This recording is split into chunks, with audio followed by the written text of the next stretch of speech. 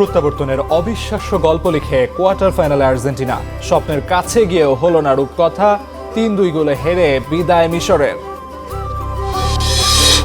বিধান থাকলেও ভারত পাকিস্তানের তুলনায় দেশে ফাঁসির হার কম। নারীর কার্যকর হয়নি কখনোই, আইনি সুযোগের কথা বলছেন বিশ্লেষক।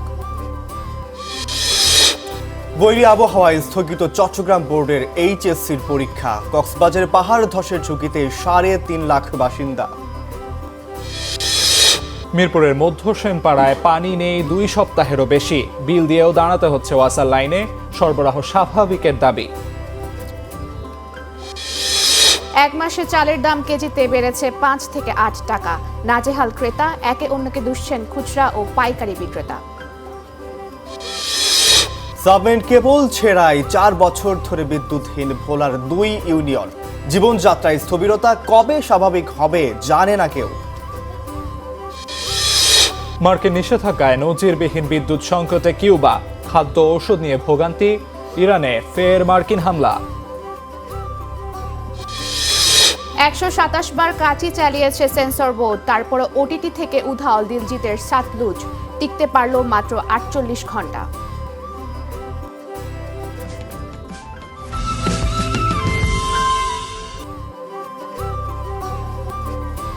Good morning Bangladesh. Good morning Bangladesh. শুভ সকাল রৌফ এবং ফারিহা, আপনাদের শুভ সকাল। শুরুতে একটু আপনার কাছে জানতে চাই যে মজার যে বিষয়টি হচ্ছে, দুর্দান্ত একটি জয় পেয়েছে গতকালকের ম্যাচে আর্জেন্টিনা মিশরের বিপক্ষে। সেই ১৩ মিনিটের ব্যবধানে আসলে ৩টি গোল দেওয়া, এটি আসলে কিন্তু একটু অবিশ্বাস্য একটি বিষয়। শেষ ১৩ মিনিট যদি বলা যায়, কারণ প্রথমে লিডে ছিল মিশর, তারপরে হঠাৎ করে আর্জেন্টিনা একদম শেষ ১৩ মিনিটে। অ্যাটাকিং কথা বলছেন কিন্তু সেই শুরু থেকে, হ্যাঁ, মানে সকালবেলা থেকে। যাই হোক, হয়তোবা আপনি অন্য কোনো দলের সাপোর্টার। এই আর্জেন্টিনা আসলেই সুন্দর, যেমনটি আসলে বলছিলেন। ২০১০ থেকে মোটামুটি 10-এ আমি ক্লাস 4-এ পড়ি, তো তখন থেকে মোটামুটি ফুটবল বিশ্বকাপ খেলা দেখা এবং ফুটবল নিয়ে খেলা দেখা হয়ে থাকে। ফুটবল পেপার পড়ে হোক, যেভাবেই হোক, বিশ্লেষণও শোনা হয়, দেখা হয়।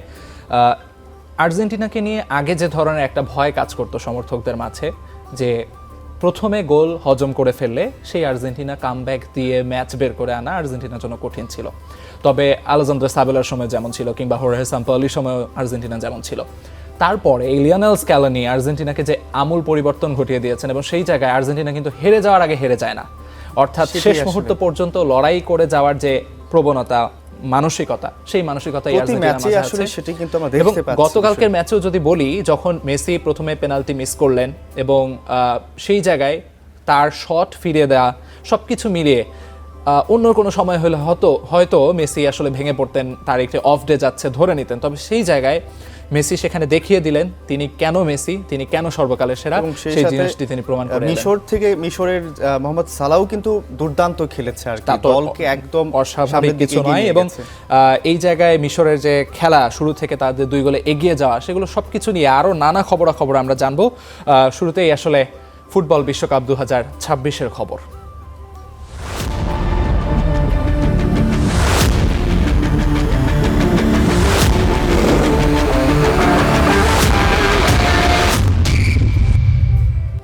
দর্শক, যেমনটি বলছিলাম, শ্বাসরুদ্ধকর ম্যাচে মিশরকে হারিয়ে বিশ্বকাপের কোয়ার্টার ফাইনালে আর্জেন্টিনা। লিওনেল মেসির জাদুতে বিশ্বকাপের স্বপ্ন বেঁচে রইল আলবিসেলেস্তেদের। 2-0 গোলে এগিয়ে থেকেও নিশ্চিত ম্যাচ হাতছাড়া করেছে মোহাম্মদ সালাহরা। এজন্য যুক্তরাষ্ট্রের আটলান্টায় 13 মিনিটে লেখা এক মহাকাব্য। বিস্তারিত রেদন শাওনের রিপোর্টে।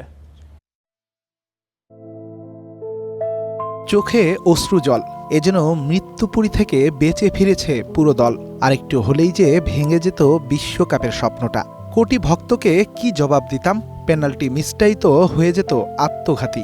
খেলা শেষে এসব ভেবেই কি অশ্রুসিক্ত লিওনেল মেসি? এর আগে কখনোই যে জয়ের পর এমন কান্নায় ভেঙে পড়েননি খুদে জাদুকর। লিওনেল মেসির এমন মুহূর্তে হয়তো কেঁদেছে কোটি কোটি ফুটবল প্রেমীও।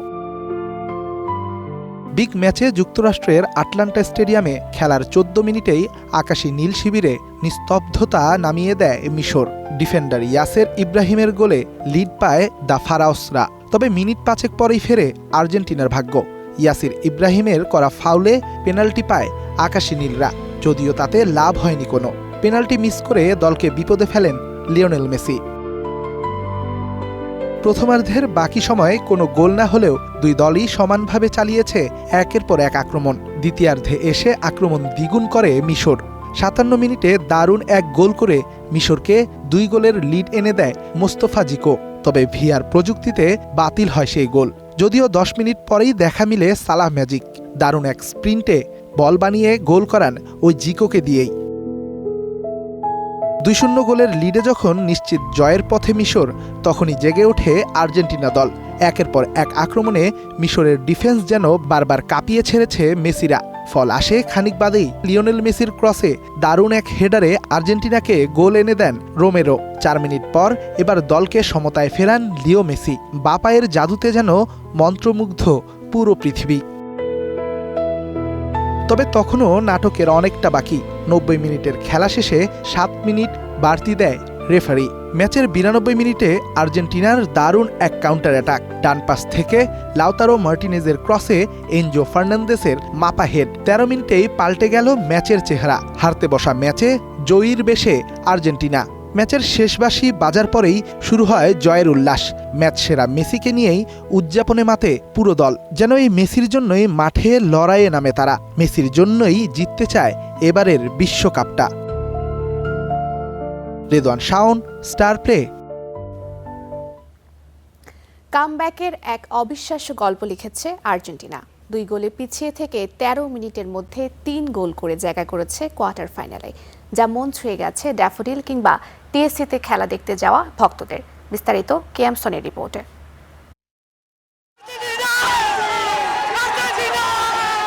আশার আকাশে যখন ঘোর অমানিসা, ফিনিক্স পাখির মতো জেগে উঠে অসাধারণ এক জয় বিশ্ব চ্যাম্পিয়ন আর্জেন্টিনার।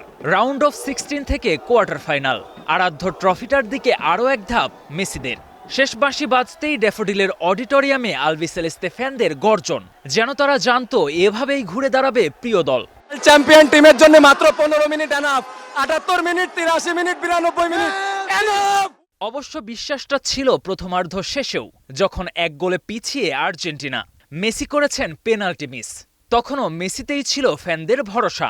যেভাবে ফ্রান্সকে আমরা ফাইনালে দিয়েছিলাম ২টা, তারা কিন্তু প্রায় ৭৪ মিনিট পরে কামব্যাক দিয়ে ৩-৩ করেছিল। সে হিসেবে এটা কিছু নয়, মাত্র একটি গোল, আমরা অবশ্যই পারবো। মেসি গোল করবে, আমরা জিতবো ইনশাআল্লাহ। আর্জেন্টিনাই জিতবে শেষ পর্যন্ত। ভাই কোনো ভয় নাই, মেয়েদের মার কিন্তু শেষ রাতে ভাই, উস্তাদের মার কিন্তু শেষ রাতে, আমরা ইনশাআল্লাহ কামব্যাক দিব। মেসিরা প্রমাণ করেছেন তাদের ওপর আস্থা রাখা যায়, তাদের নিয়ে ধরা যায় প্রতিপক্ষের সঙ্গে বাজি। তাই তো বুক চিতিয়ে এমন চিৎকার। আমরা যে কোনো সময় কামব্যাক দিতে পারি, আমাদের কাছে পর্তুগাল ব্রাজিল কোনো বিষয় না, only Argentina famous, Argentina love you Messi, love you love you. আজকের দিনে যদি গার্লফ্রেন্ডের সাথে ব্রেকআপ হয়ে যেত, এই ম্যাচের ১ ঘন্টা আগেও যদি এই ম্যাচ দেখার পর মুভ অন করতে ১ বিন্দু টাইম লাগতো না আর্জেন্টিনা ফ্যানদের, এই ম্যাচের পর কোনো ম্যাচ হতে পারে না। What a comeback, what a comeback. প্রেমিকা হতাশ করতে পারে, মেসি কখনো হতাশ করে নাই, আমাদের করবো না ইনশাআল্লাহ। চিত্রটা শুধু ড্যাফোডিলের নয়, টিএসসিতে খেলা দেখতে আসা দর্শকদের আবেগটাও একই। ২ গোলে পিছিয়ে পড়ে ১৩ মিনিটের মধ্যে ৩ বার ইজিপ্টের জাল কাঁপিয়ে জয়। ফ্যানদের কাছে তাই এটিই সর্বকালের সেরা কামব্যাক। অন্যান্য দলগুলোকে আর্জেন্টিনা থেকে শেখা দরকার, কিভাবে কামব্যাক করতে হয়, কিভাবে খেলা জমাতে হয়। ডিফেন্ডিং চ্যাম্পিয়ন আর্জেন্টিনার সামনে আরও একবার সোনালী ট্রফিটার হাতছানি। তবে জয় করতে হবে আরও ৩টি যুদ্ধ। তাই শুধু জয়ের আনন্দে গান না ভাসিয়ে অনেক ভক্ত স্কালোনিকে পরামর্শ দিয়েছেন ডিফেন্স নিয়ে কাজ করার। কেএমসনে, স্টার প্লে। পেনাল্টি মিস, পোস্টে লেগে ফিরে আসা ফ্রিকিক, সব বাধা পেরিয়ে শেষ পর্যন্ত লিওনেল মেসির জাদুতেই ২-০ গোলে পিছিয়ে থেকেও ৩-২ ব্যবধানে মিশরকে হারিয়ে কোয়ার্টার ফাইনালে উঠেছে আর্জেন্টিনা। ১ গোল ১ অ্যাসিস্ট এবং দুর্দান্ত অলরাউন্ড পারফরমেন্স ম্যাচের মোড় ঘুরিয়ে দেন মেসি। শেষ বাঁশির পর তার চোখের জলই যেন হয়ে ওঠে অবিশ্বাস্য প্রত্যাবর্তনের সবচেয়ে আবেগঘন প্রতীক। বিস্তারিত গোলাম মোর্শেদের রিপোর্টে। আটলান্টা যেন এক ম্যাচে লিখে ফেলা হলো ব্যর্থতা, বিশ্বাস আর প্রত্যাবর্তনের মহাকাব্য। পিছিয়ে থাকা আর্জেন্টিনার ২১তম মিনিটে পাওয়া পেনাল্টি স্পট কিক রুখে দেন মিশরের গোলরক্ষক মোস্তফা সোবেইর। এরপর মেসির ফ্রি কিক সরাসরি পোস্টে লেগে ফিরে আসায় আরেকটি বড় সুযোগও নষ্ট হয়। মুহূর্তের জন্য মনে হচ্ছিল বিশ্বকাপের মঞ্চে হয়তো এটাই মেসির সবচেয়ে হতাশার রাত হতে চলেছে। কিন্তু ইতিহাস বলে তিনি তো লিওনেল মেসি, প্রত্যাবর্তনের গল্প লেখা তো তাকে দিয়েই সম্ভব। পুরো 90 মিনিট যেন ছিল মেসি শো।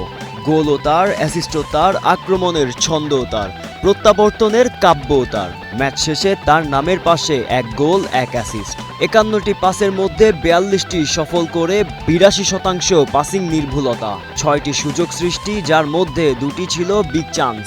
91 বার বল স্পর্শ করে প্রতিপক্ষের বক্সে 12 বার ঢুকেছেন। 5টি শটের 2টি লক্ষ্যে, 1টি পোস্টে, 1টি ব্লক এবং 2টি বাইরে গেছে। 60টি ড্রিবলের 5টিতে সফল, 12টি ক্রসের মধ্যে 4টি সফল। ফাইনাল থার্ডে 6টি গুরুত্বপূর্ণ পাস, 6টি কর্নার। আর্জেন্টিনার প্রতিটি আক্রমণের ঠিকানায় ছিল একটাই নাম, লিওনেল মেসি। এরপর শুরু হয় বিশ্বকাপের অন্যতম স্মরণীয় প্রত্যাবর্তনের গল্প।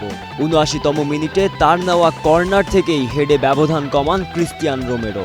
4 মিনিট পর গনসালো মন্টিয়েলের বাড়ানো বল বাঁ পায়ের নিখুঁত ফিনিশিংয়ে জালে জড়িয়ে সমতা ফেরান মেসি। যে মানুষটিকে কিছুক্ষণ আগেও পেনাল্টি মিসের আক্ষেপ তারা করছিল, তিনিই মুহূর্তেই হয়ে ওঠেন আর্জেন্টিনার জাগরণের প্রতীক। যোগ করা সময়ে এনজো ফার্নান্দেজের জয়সূচক হেডারে পূর্ণতা পায় সেই মহাকাব্যিক প্রত্যাবর্তন। গোলের গল্পে, অ্যাসিস্টের গল্পে, বিশ্বাসের গল্পে সবখানেই ছিলেন মেসি। শুধু আক্রমণেই নয়, রক্ষণেও নিজের দায়িত্ব ভুলে যাননি তিনি। করেছেন একটি ট্যাকল, 2 বার বল পুনরুদ্ধার। গ্রাউন্ড ডুয়েলে 16টির মধ্যে 8টিতে জিতেছেন।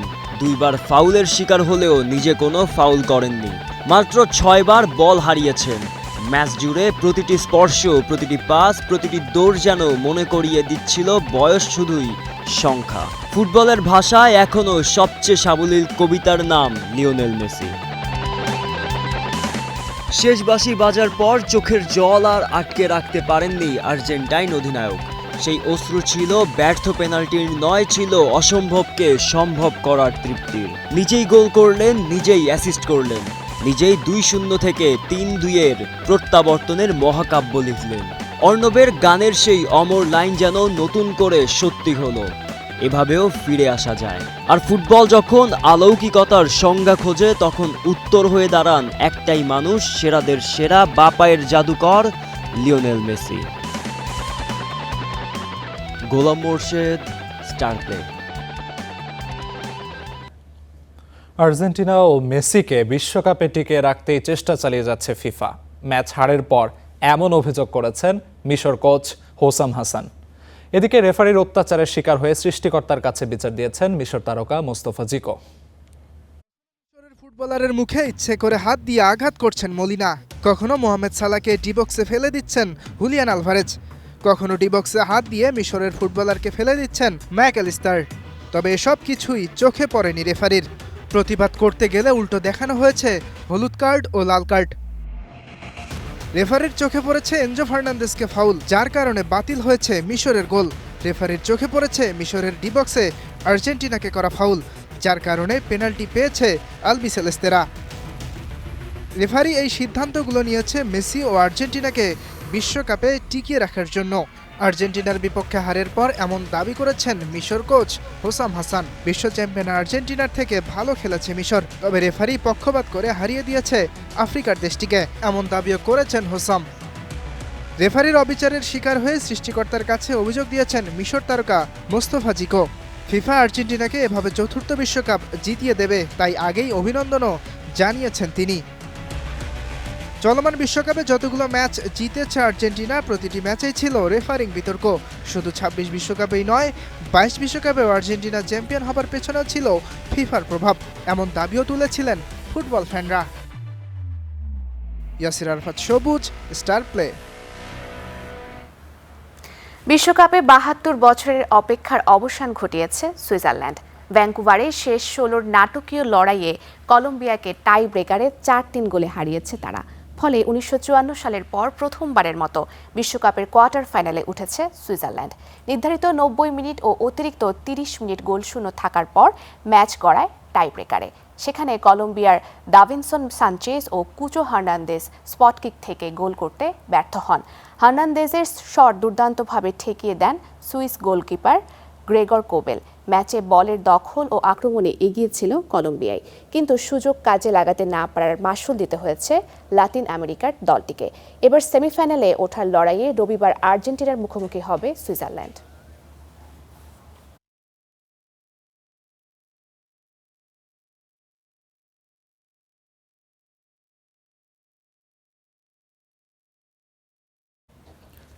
উপমহাদেশে মৃত্যুদণ্ডের বিধান বহাল থাকলেও ফাঁসি কার্যকরের হার তুলনামূলকভাবে কম। ভারত পাকিস্তানের তুলনায় বাংলাদেশে হার অনেকটাই কম। দীর্ঘ বিচার প্রক্রিয়া ও উচ্চ আদালতে আপিলের কারণে অধিকাংশ ক্ষেত্রে মৃত্যুদণ্ড কার্যকর হতে সময় লাগে বহু বছর। এদিকে উপমহাদেশে এ পর্যন্ত নারী অপরাধীর ফাঁসি কার্যকর হয়নি।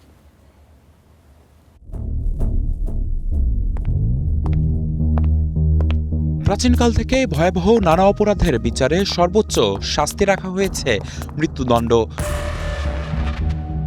ইউরোপ সহ বিভিন্ন দেশে এটি বাদ দেয়া হলেও যুক্তরাষ্ট্রের অনেক রাজ্যে রয়েছে। দক্ষিণ এশিয়ায় বাংলাদেশ সহ ভারত, পাকিস্তান, শ্রীলঙ্কা ও আফগানিস্তানে সর্বোচ্চ শাস্তি রাখা হয়েছে মৃত্যুদণ্ড। তবে বিচারে দণ্ড দেয়া হলেও সেটি কার্যকরের নজির অনেক কম। পরিসংখ্যান বলছে ভারতে গেল আড়াই দশকে মাত্র ৮ জনের ফাঁসি কার্যকর করা হয়েছে। গেল ৫০ বছরে নজির নেই শ্রীলঙ্কায়। পাকিস্তানে অবশ্য ২৫ বছরে ফাঁসি কার্যকরের সংখ্যা ৫০০-র বেশি। আর স্বাধীনতার পর থেকে গেল ৫৪ বছরে বাংলাদেশে মৃত্যুদণ্ড কার্যকর করা হয়েছে ৪৪৫ জনের, যার সবশেষ উদাহরণ ২০২৩ সালে। তবে বাংলাদেশ সহ উপমহাদেশে এখন পর্যন্ত কোনো নারী অপরাধীর ফাঁসির রায় কার্যকর হয়নি। আইনজীবীরা বলছেন নিম্ন আদালত থেকে ফাঁসির দণ্ড হলেও উচ্চ আদালতে তা কমে যাচ্ছে। তারা বলছেন আইনের কয়েকটি নির্দিষ্ট কারণে মৃত্যুদণ্ড কমানোর সুযোগ রয়েছে। 5টা গ্রাউন্ড যদি থাকে, এটাকে বলে হলো মিটিগেটিং সার্কামস্টেন্স আর অ্যাগ্রেভেটিং সার্কামস্টেন্স। তার একটা বাচ্চা এবং এই বাচ্চাটার বয়স হলো 1 বছর, তো সে তো 3 বছর 4 বছর পর্যন্ত মায়ের দুধ খায়। 2018-19 মামলা এখন হচ্ছে। কোনো মহিলা প্রেগনেন্ট না থাকে বা তার বাচ্চা ফিডিং কোনো বেবি না থাকে, তাহলে সেই ক্ষেত্রে তাকে ফাঁসি দিতে আসলে আইনে কোনো রকম বাধা নেই। বর্তমানে দেশের কারাগারে মৃত্যুদণ্ডপ্রাপ্ত বন্দী রয়েছেন 92 জন নারী। এদের মধ্যে 86 জনের বিচার কাজ ঝুলে আছে হাইকোর্টে, বাকি 6 জনের আপিল বিভাগে। এই স্টেপগুলো যেহেতু আমাদের একটা লম্বা কিউ আছে এবং অনেক ক্ষেত্রে আরেকটা বিষয় আসে যে অনেক সময় দেখা যায় আসামি আপিল না করলেও জেল কোড মোতাবেক তাকে অটোমেটিক আপিলে করে শুনানি করে কনফার্ম করে তারপর নেক্সট স্টেপে যেতে হবে। স্বাধীনতার পর থেকে এখন পর্যন্ত বাংলাদেশে ফাঁসির দণ্ডপ্রাপ্ত কোনো নারী আসামির রায় কার্যকর হয়েছে এমন নজির নেই। নিম্ন আদালত থেকে ফাঁসির দণ্ড হলেও উচ্চ আদালতে এসে হয়তো স্থগিত হচ্ছে কিংবা সাজার পরিমাণ কমে যাচ্ছে। ভুক্তভোগী পরিবারগুলোর চাওয়া অপরাধীকে পুরুষ কিংবা নারী হিসেবে নয়, অপরাধী হিসেবেই গণ্য করা হোক। নিবিড় সাহা, স্টার নিউজ, ঢাকা। কক্সবাজারে পাহাড় ধসের ঝুঁকিতে ৩.৫ লাখ মানুষ। একের পর এক দুর্ঘটনা, প্রাণহানির পরও সরতে রাজি নয় কেউ। দাবি পুনর্বাসনের আর ব্যবস্থা নেওয়ার আশ্বাস দিয়েছে প্রশাসন। কক্সবাজার পৌরসভার খাজামঞ্জিল এলাকা পাহাড় কেটে অবৈধভাবে গড়ে তোলা হয়েছে কয়েকশো বসত ঘরসহ নানা স্থাপনা। কেউ বসবাস করছেন পাহাড়ের খাদে, কেউ বা খাদের নিচে, আবার কারো বসতি পাহাড় চূড়ায় গড়েছেন কাঁচা কিংবা আধা পাকা ঘরবাড়ি। একের পর এক পাহাড় ধসে প্রাণহানির ঘটনা জেনেও সরছে না কেউ। আমাদের তো থাকার জায়গা নেই, আর এটাই তো আমাদের বসত বাড়ি এবং কিছুটা থেকে এখানে বড় হয়েছি, তো এটা ছেড়ে আমরা যাবো কোথায়? আমরা যদি সরকার যদি অন্যমিকা যদি এখন জায়গা টাকা দেয় তাহলে আর গদ্দর পায়ে দিলে আর যাইতাম। ওদের ঘর বিঠা নাই বলে, জায়গা জমি নাই বলে এই সরকারি পাহাড়ে তারা বসবাস করছেন। একই চিত্র রামু, ঈদগাঁও, উখিয়া, টেকনাফ সহ বিভিন্ন উপজেলায়। প্রশাসনের হিসেবে পাহাড়ের পাদদেশে ঝুঁকিপূর্ণভাবে বসবাস করছে 2 লাখেরও বেশি মানুষ। তাদের মধ্যে আছে রোহিঙ্গারাও। পরিবেশবাদীরা বলছেন বর্ষা এলে ঝুঁকিপূর্ণ বসতিদের সরে যেতে কেবল মাইকিং করেই দায় সারছে প্রশাসন। এরপর সেই পুরনো চিত্র, তাই থামছে না দুর্ঘটনা, প্রাণহানি। যারা পাহাড়ে ঝুঁকিপূর্ণ বসবাস করছে তারা নিজেরা দায়ী রয়েছে, তার সাথে দায় এড়াতে পারে না বন বিভাগের জমির তারা থাকতেছে, তাদেরকে উচ্ছেদ করা হয় না। অন্যদিকে জেলা প্রশাসনের কিছু পাহাড় শ্রেণীর জমি রয়েছে, খাস জমি, এখানেও তারা দখল করে থাকতেছে, জেলা প্রশাসন থেকে উচ্ছেদ করা হয়নি। যদিও প্রশাসনের দাবি পাহাড় ধসে প্রাণহানি রোধে সব ধরনের ব্যবস্থা নেওয়া হয়েছে। ঝুঁকিপূর্ণ বসতিদের পুনর্বাসনের আশ্বাস দিলেন জেলা প্রশাসক। তাদেরকে আসলে চিহ্নিত করে সেখান থেকে অপসারণ বা তাদেরকে নিরাপদ স্থানে চলে যাওয়ার জন্য আমরা অনুরোধ করি। পাহাড় ধসের মাধ্যমে কেউ ক্ষতিগ্রস্ত না হয়, কোনো প্রাণহানি ঘটনা না ঘটে, আগেই তাদেরকে নিরাপদে সরে নেওয়ার আমরা পদক্ষেপ নিয়েছি। আমাদের প্রত্যেকটা ক্যাম্পে ডিজাস্টার ম্যানেজমেন্ট কমিটি আছে আমাদের সিএসিদের নেতৃত্বে। আমরা তাদেরকে বর্ষার শুরুতেই সতর্ক করি এবং তারা সবাই প্রস্তুতিমূলক সভা করে। এবারও একইভাবে করেছে। গত এক দশকে কক্সবাজারে পাহাড় ধসে প্রাণ গেছে শতাধিক মানুষের, যার মধ্যে অনেকেই আছে Rohingya. Desk report, star news. Record বৃষ্টিতে ডুবেছে বন্দর নগরী চট্টগ্রাম। পানিবন্দী সড়ক, বাসাবাড়ি, দোকানপাট, উপড়ে পড়েছে গাছপালা। দেয়াল ধসে মারা গেছেন একজন। ১৬ শহরের রেল লাইন ডুবে আটকা পড়ে পর্যটক এক্সপ্রেস ট্রেন। এদিকে আগামী ৭২ ঘন্টায় ১৬ জেলায় দেওয়া হয়েছে বন্যার পূর্বাভাস। রেকর্ড পরিমাণ বৃষ্টি, তাই ডুবেছে রেললাইন। প্রায় ১,০০০ যাত্রী নিয়ে ১৬ শহর সংলগ্ন জান আলীহাট এলাকায় আটকা পড়ে কক্সবাজারগামী পর্যটন এক্সপ্রেস ট্রেন। বন্ধ হয়ে যায় কক্সবাজারের সাথে সারা দেশের ট্রেন চলাচল। নগরীর রহমাননগর এলাকায় দেয়াল ধসে নিহত হন শফিকুর রহমান নামে একজন, আহত অন্তত ৩ জন। সিআরবি এলাকায় গাছ উপড়ে পড়ে বসতবাড়িতে। টাইগার পাস, বিমানবন্দর সড়ক সহ আরও কয়েকটি জায়গায় রাস্তার উপর গাছ পড়ে ব্যাহত হয় যান চলাচল। ভারী বর্ষণে পতেঙ্গা এলাকায় ধসে যায় সড়ক। এখানে সবসময় জলাবদ্ধতা হয়। এখানে মাননীয় মেয়র মহোদয়ের কাছে দৃষ্টি আকর্ষণ করতেছি, এটা দ্রুত বড় প্রকল্প প্রজেক্ট করি, দ্রুত পানি নিষ্কাশনের জন্য ব্যবস্থা নিতে বলতেছি। আমরা কি পরিমাণে আমরা কি উঠাইছি, এত জলাবদ্ধতা আমাদের চলাফেরার জীবনে খুব কষ্ট হয়ে গেছে। সোমবার রাত থেকে মুষলধারে বর্ষণ, তলিয়ে যায় নগরীর আগ্রাবাদ, হালিশহর, চকবাজার, কাতালগঞ্জ, সুলকবহর, বাকুলিয়া সহ অনেক এলাকা। সড়কের পাশাপাশি দোকানপাট, বসতবাড়িতে পানি ঢুকে চরম বিপাকে পড়েন সাধারণ মানুষ। আজকে সকল পরীক্ষা স্থগিত হয়েছে, মানুষ অফিস টাইমে ঠিক টাইমে যেতে পারতেছে না। অনেক পানি এখানে আগ্রাবাদের একদম মেন রুট থেকে এই পর্যন্ত পানি দিয়ে আসছি। পাহাড় ধস এবং প্রাণহানি এড়াতে জনগণকে সতর্ক করছে জেলা প্রশাসন। এছাড়া জলাবদ্ধতা নিরসনে মাঠে থাকার কথা বলেছেন সিটি মেয়র ও জলাবদ্ধতা নিরসন প্রকল্প সংশ্লিষ্টরা। আমরা আশা করছি যেটা আমাদের সবাইকে সর্বোচ্চ সতর্কতার জায়গায় থাকতে হবে, যার কারণে আমরা এখন কুইক রেসপন্সিভ আমরা করেছি। আমি মনে করি যে এইগুলি সব মিলে আমাদের জন্য একটা চ্যালেঞ্জ, কিন্তু আল্লাহর মধ্যে আমরা সেই চ্যালেঞ্জ আমরা মোকাবিলা করছি। মাননীয় প্রধানমন্ত্রী বারবার এটা মনিটরিং করছেন। 16টা জায়গায় অংশে ভাগ করে টিমকে দিয়ে আমরা কাজ করাচ্ছি। এদের সাথে 8-10 জন করে লেবারও দেওয়া হয়েছে এবং প্রয়োজনীয় ইকুইপমেন্ট দেওয়া হয়েছে। যেখানেই সমস্যা হচ্ছে সেখানেই আমার লোকজন অ্যাড্রেস করছে। চিটলবাসীকে আশ্বস্ত করতে চাই যে জলবদ্ধতা নামে যেই আমাদের যেই সাফারিংসটা ছিল সেটা ইনশাল্লাহ এই বছর অনেক কমে, হয়তো 80-90% পর্যন্ত কমে যাবে এবং আমরা এটার প্রপার সুফল দেখতে পাবো। এদিকে টানা বৃষ্টি ও জোয়ারের পানিতে বেড়িবাঁধ ভেঙে প্লাবিত হয়েছে সাগর তীরবর্তী বাঁশখালীর ছনুয়া, খানখানাবাদ সহ কয়েকটি এলাকা।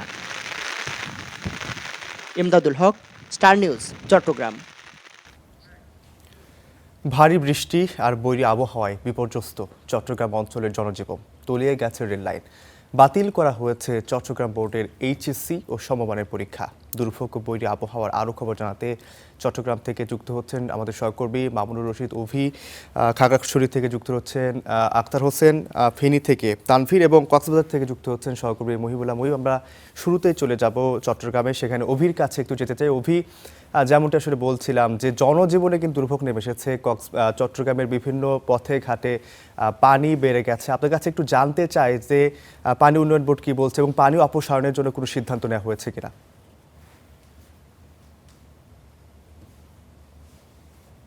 গত ৪২ বছরে চট্টগ্রাম নগরীতে রেকর্ড পরিমাণ বৃষ্টি হয়েছে, ফলে গত দুদিন টানা ভারী বৃষ্টিপাতের কারণে মানুষের যে জনজীবনে একেবারে বিপর্যস্ত বলা যায়। বাসাবাড়ি থেকে শুরু করে দোকানপাট, সড়ক সব জায়গাতেই পানি উঠেছে। ফলে বিভিন্ন সময় থেকে, অর্থাৎ অন্যান্য সময় থেকে এই বছর অনেক বেশি পানি ওঠায় মানুষের দুর্ভোগটা চরম লেভেলে পৌঁছেছে। এবং পানি সরানোর জন্য পানি উন্নয়ন বোর্ড, সিটি কর্পোরেশন বিশেষ করে তারা গতকাল সকাল থেকে বিভিন্ন জায়গায় পরিদর্শন করেছেন। যে জায়গাগুলোতে কাজ চলমান ছিল, জলাবদ্ধতার কাজ, সেই খালগুলো তারা পরিদর্শন করেছেন। তবে রাতের মধ্যেই সব এলাকা থেকে পানি নেমে গেছে এবং এটি স্বস্তির খবর। তবে সকাল থেকে আবারও বৃষ্টি হচ্ছে এবং থেমে থেমে গুঁড়ি গুঁড়ি বৃষ্টি হচ্ছে এবং এই বৃষ্টি আরও কয়েকদিন থাকবে আবহাওয়া অফিস থেকে এমন বলা হয়েছে। তবে এই যে রেকর্ড পরিমাণ বৃষ্টি হওয়ার কারণে সড়ক ভেঙে যায় এবং সড়কের উপরে গাছ উপড়ে পড়ে যায় এবং ঘরবাড়ির উপরও গাছ পড়ে এবং দেয়াল ধসে নিহতের ঘটনা ঘটলো। চট্টগ্রামে নানা জায়গায় আসলে এই ঘটনাগুলো ঘটার কারণে মানুষের বিভিন্নভাবে সমস্যার সম্মুখীন হচ্ছে এবং আমরা দেখেছি গতকাল থেকে সিটি কর্পোরেশন এবং সিডিএ পানি উন্নয়ন বোর্ড 3 সেবা সংস্থার যে 14,000 কোটি টাকার যে মেগা প্রকল্প জলাবদ্ধতা নিরসনে সেই কাজগুলো এখন চলমান রয়েছে। তারা বলছেন অতি দ্রুত সময়ের মধ্যে যে কাজগুলো অর্ধেক করা হয়েছে সেগুলো যেন শেষ করা হয় সেই তাগিদ কর্তৃপক্ষ দিয়েছেন এবং সিটি কর্পোরেশন নির্দেশনা দিয়েছেন এবং যেই জায়গাগুলোতে পানি উঠেছে সেই জায়গাগুলো কিন্তু নিম্নাঞ্চল। এর আগেও অল্প বৃষ্টিতেই কিন্তু যেমন চকবাজার, হালিশহর, আগ্রাবাদ, কাতালগঞ্জ এই সব এলাকাতেই কিন্তু পানি ওঠে, জনজীবনের যে বিপর্যস্ত সেটি নেমে আসতে আমরা দেখেছি। এবং এই অতিবৃষ্টির কারণে চট্টগ্রাম শিক্ষা বোর্ডের অধীনে অর্থাৎ চট্টগ্রাম জেলায় এইচএসসি পরীক্ষা আজকে ছিল, সেই পরীক্ষাটি কিন্তু বাতিল ঘোষণা করা হয়েছে এবং গতকাল যে রেল লাইনে হামজারবাগ এলাকায় সড়কের মধ্যে পানি ওঠার কারণে পুরো ট্রেনটি দীর্ঘক্ষণ ধরে সেই জায়গাতে আটকা পড়া ছিল এবং এক পর্যায়ে মধ্যরাতে সেই ট্রেনটির পর্যটক এক্সপ্রেস ট্রেনটির বাতিল ঘোষণা করা হয়েছে। সব মিলিয়ে মানুষের যে জনজীবন সেটি অনেকটা বিপর্যস্ত বলা যায়। তবে এখন পর্যন্ত কোথাও কোনো পানি নেই, সেই পানিগুলো নেমে গেছে। আবারও যদি অতিবৃষ্টি অর্থাৎ ভারী বৃষ্টি হয় সেক্ষেত্রে পানি ওঠার সম্ভাবনা রয়েছে। অভি, আপনাকে অসংখ্য ধন্যবাদ। ভারী বর্ষণ হচ্ছে যেমনটি আসলে দেখছিলাম, আপনাকে ধন্যবাদ আমাদের সঙ্গে যুক্ত হওয়ার জন্য। দর্শক, এবার একটু আমরা কক্সবাজারে যেতে চাই। কক্সবাজার থেকে যুক্ত আছেন সহকর্মী মহিবুল্লাহ। মহিব, আপনার কাছেও ঠিক একইভাবে জানতে চাই কক্সবাজারের কি অবস্থা, নতুন করে পাহাড় ধসের কোনো খবর পেয়েছেন কিনা এবং সমুদ্রের পরিস্থিতি কেমন দেখছেন?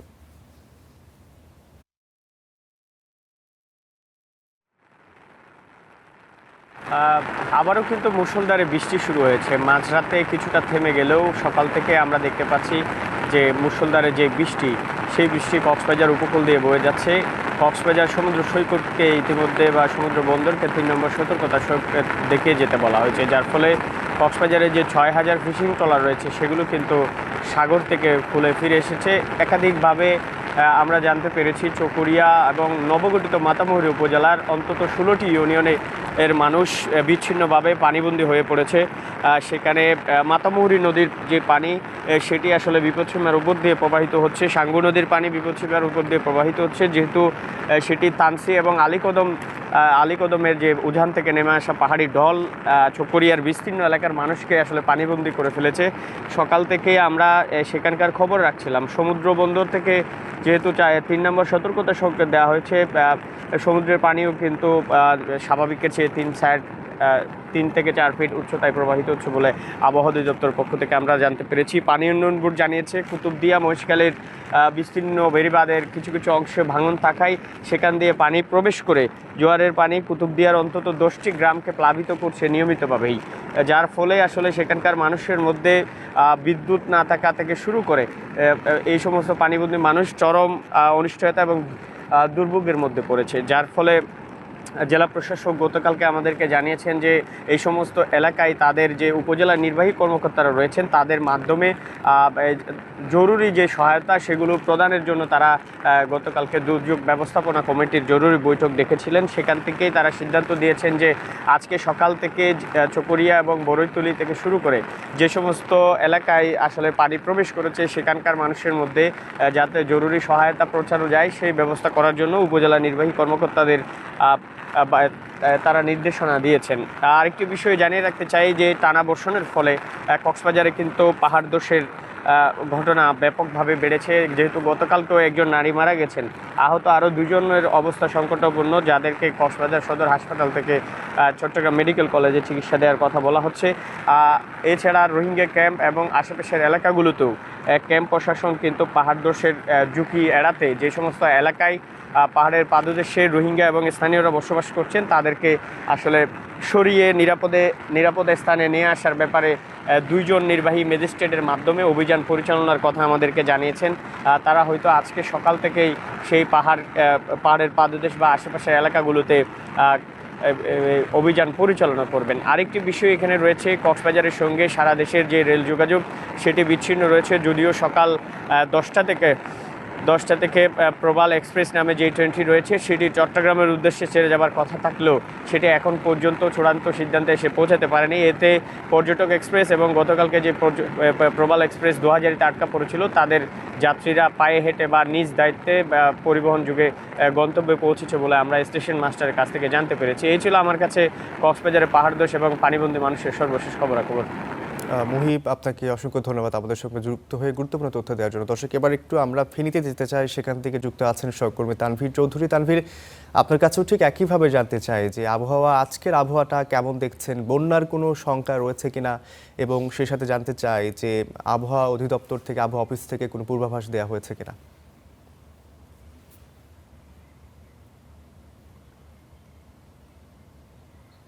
ধন্যবাদ। আসলে যেমনটা আপনারা জানেন, 2024 এবং 25 সালের ভয়াবহ দুদফার বন্যায় ফেনীতে ক্ষতির পরিমাণ ছাড়িয়ে যায় প্রায় 4000 কোটি টাকার মতো। আমরা দেখেছি আবহাওয়া অধিদপ্তর থেকে ফেনী সহ 5 জেলায় বন্যা সতর্কবার্তা জারি করা হয়েছে। আমরা আজকে সকালেও আবহাওয়া অফিসের সাথে কথা বলেছিলাম, তারা আমাদেরকে যেমনটা জানিয়েছে আসলে আরও 3 থেকে 4 দিন ভারী বৃষ্টি হবার যে আশঙ্কা সেটি তারা আমাদেরকে জানিয়েছে। এছাড়াও আমরা পানি উন্নয়ন বোর্ডের সাথে কথা বলেছিলাম। পানি উন্নয়ন বোর্ড আমাদেরকে জানিয়েছে এখনো পর্যন্ত আসলে ফেনীতে যে মুহুরী, সিলোনিয়া, কুহুয়া যে নদীগুলো রয়েছে গুরুত্বপূর্ণ, সেই নদীগুলোর পানি বিপদ সীমার নিচে রয়েছে। এছাড়াও আমরা দেখেছি গত 2-3 দিন ধরে আমরা দেখেছি কখনো মাঝারি, কখনো ঝাপসা, কখনো ভারী বৃষ্টি হচ্ছে পুরো ফেনী জেলা জুড়ে। আমরা দেখেছি এই বৃষ্টির কারণে ফেনীর যে শহরের যে গুরুত্বপূর্ণ সড়কগুলো আছে সেই সড়কগুলো অনেকটাই আসলে পানির নিচে তলিয়ে গেছে। যেমন ফেনী শহীদ শহীদুল্লাহ কায়সার সড়ক, ফেনী একাডেমি সড়ক, ফেনীর নাজির রোড সহ বেশ কিছু সড়ক আসলে সামান্য বৃষ্টিতে এখানে পানির নিচে তলিয়ে যায়। আর বন্যা পরিস্থিতির কথা যদি বলি, মুহুরী নদীর পানি আমরা পানি উন্নয়ন বোর্ডের সাথে কথা বলে যেমনটা জেনেছি এখনো পর্যন্ত আসলে বিপদ সীমার 8 থেকে 9 ফুট নিচ দিয়ে আসলে প্রবাহিত হচ্ছে। 12.6 সেন্টিমিটার পর্যন্ত এখানে আসলে বিপদসীমা রয়েছে, যে এর উপর দিয়ে যখন পানি প্রবাহিত হবে তখন আসলে বিপদসীমা অতিক্রম করবে। এছাড়াও আমরা দেখেছি জেলা প্রশাসনের পক্ষ থেকে বন্যার যে আগাম প্রস্তুতি সেই প্রস্তুতি নেওয়া হয়েছে। জেলা প্রশাসকের সাথে আমরা কথা বলেছিলাম এবং আসলে নদী তীরবর্তী যে সমস্ত মানুষগুলো আছে তাদেরকেও উপজেলা প্রশাসনের পক্ষ থেকে, জেলা প্রশাসনের পক্ষ থেকে আসলে আমরা দেখেছি সতর্ক করা হচ্ছে। তো এই ছিল আসলে ফেনী থেকে বন্যা পরিস্থিতির সর্বশেষ খবর আমার হাতে। তানভীর, আপনাকে অসংখ্য ধন্যবাদ আমাদের সঙ্গে যুক্ত হয়ে গুরুত্বপূর্ণ তথ্য দেওয়ার জন্য। দর্শক, এবার একটু আমরা যেতে চাই খাগড়াছড়িতে, সেখান থেকে যুক্ত আছেন ইতোমধ্যে আমাদের সহকর্মী আক্তার হোসেন। আপনার কাছে একটু জানতে চাই যে খাগড়াছড়ির আজকের কি অবস্থা দেখছেন, আজকের চিত্র কেমন, পাহাড় ধসে প্রাণহানি ও ক্ষয়ক্ষতি কমাতে প্রশাসন কি ধরনের উদ্যোগ নিয়েছে?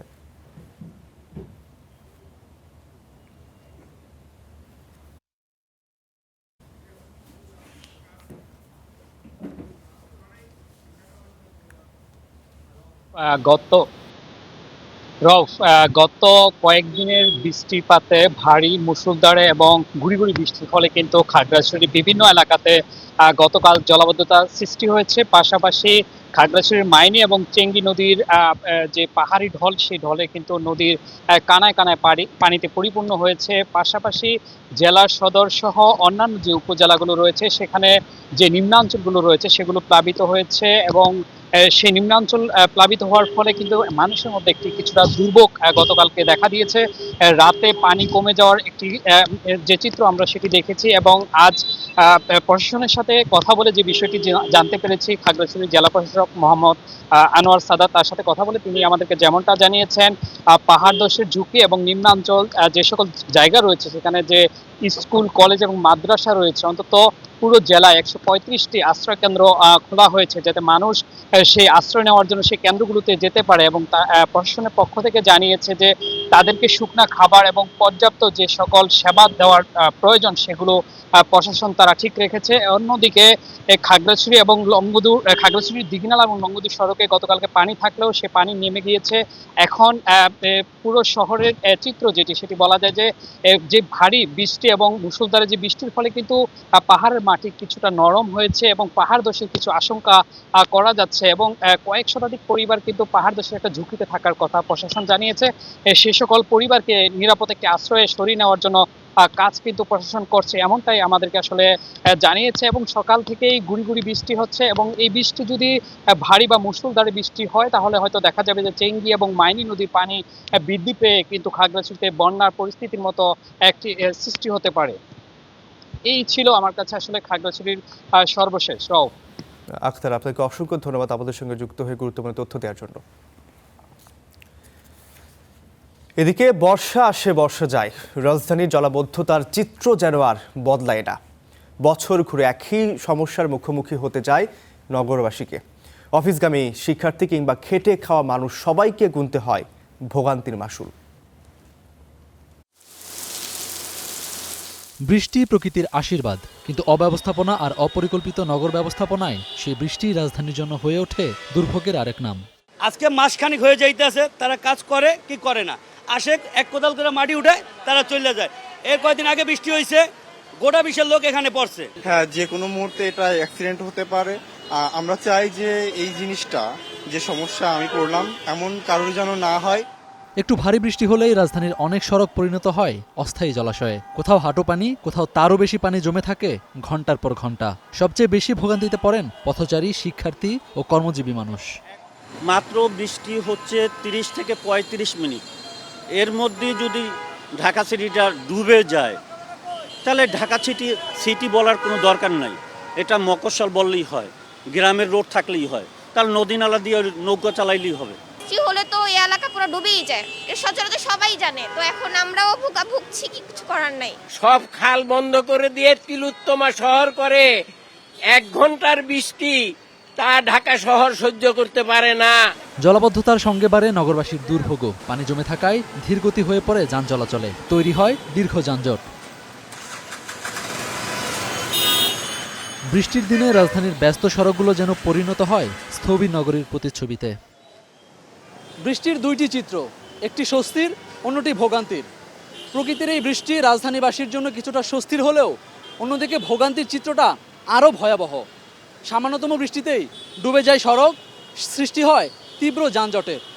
অফিসগামী মানুষ থেকে সাধারণ মানুষ, শিক্ষার্থী থেকে খেটে খাওয়া মানুষ, কারোই পরিত্রাণ নেই এই ভোগান্তি থেকে। বছরের পর বছর চিত্রটা একই হলেও এর থেকে পরিত্রাণের উপায় নেই এই এলাকাবাসীর। সবার মনে তাই একই প্রশ্ন, এই ভোগান্তি থেকে পরিত্রাণ আদৌ মিলবে কি?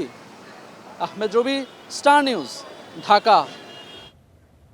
রাজধানীর মিরপুরের মধ্য সেনপাড়ায় পানি নেই 2 সপ্তাহেরও বেশি সময় ধরে।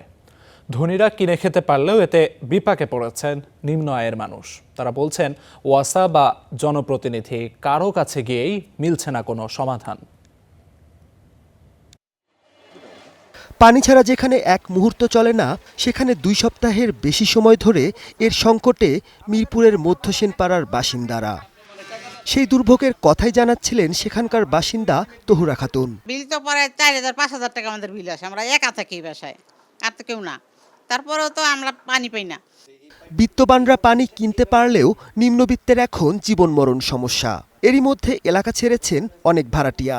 ভাড়াটিয়া চলে যাচ্ছে কারণ তারা তো ভাড়া দিয়ে থাকে, টাকা দিয়ে থাকে, তারা পানি কষ্ট করে থাকবে কেন বলেন? খালি যে আমাদের তা না, মানে এলাকাটা শুধু পানি নেই। প্রায় 1 কিলোমিটার 1.5 কিলোমিটার দূরে থেকে পানি নিয়ে এসে আমরা নিজেরা চলতেছি।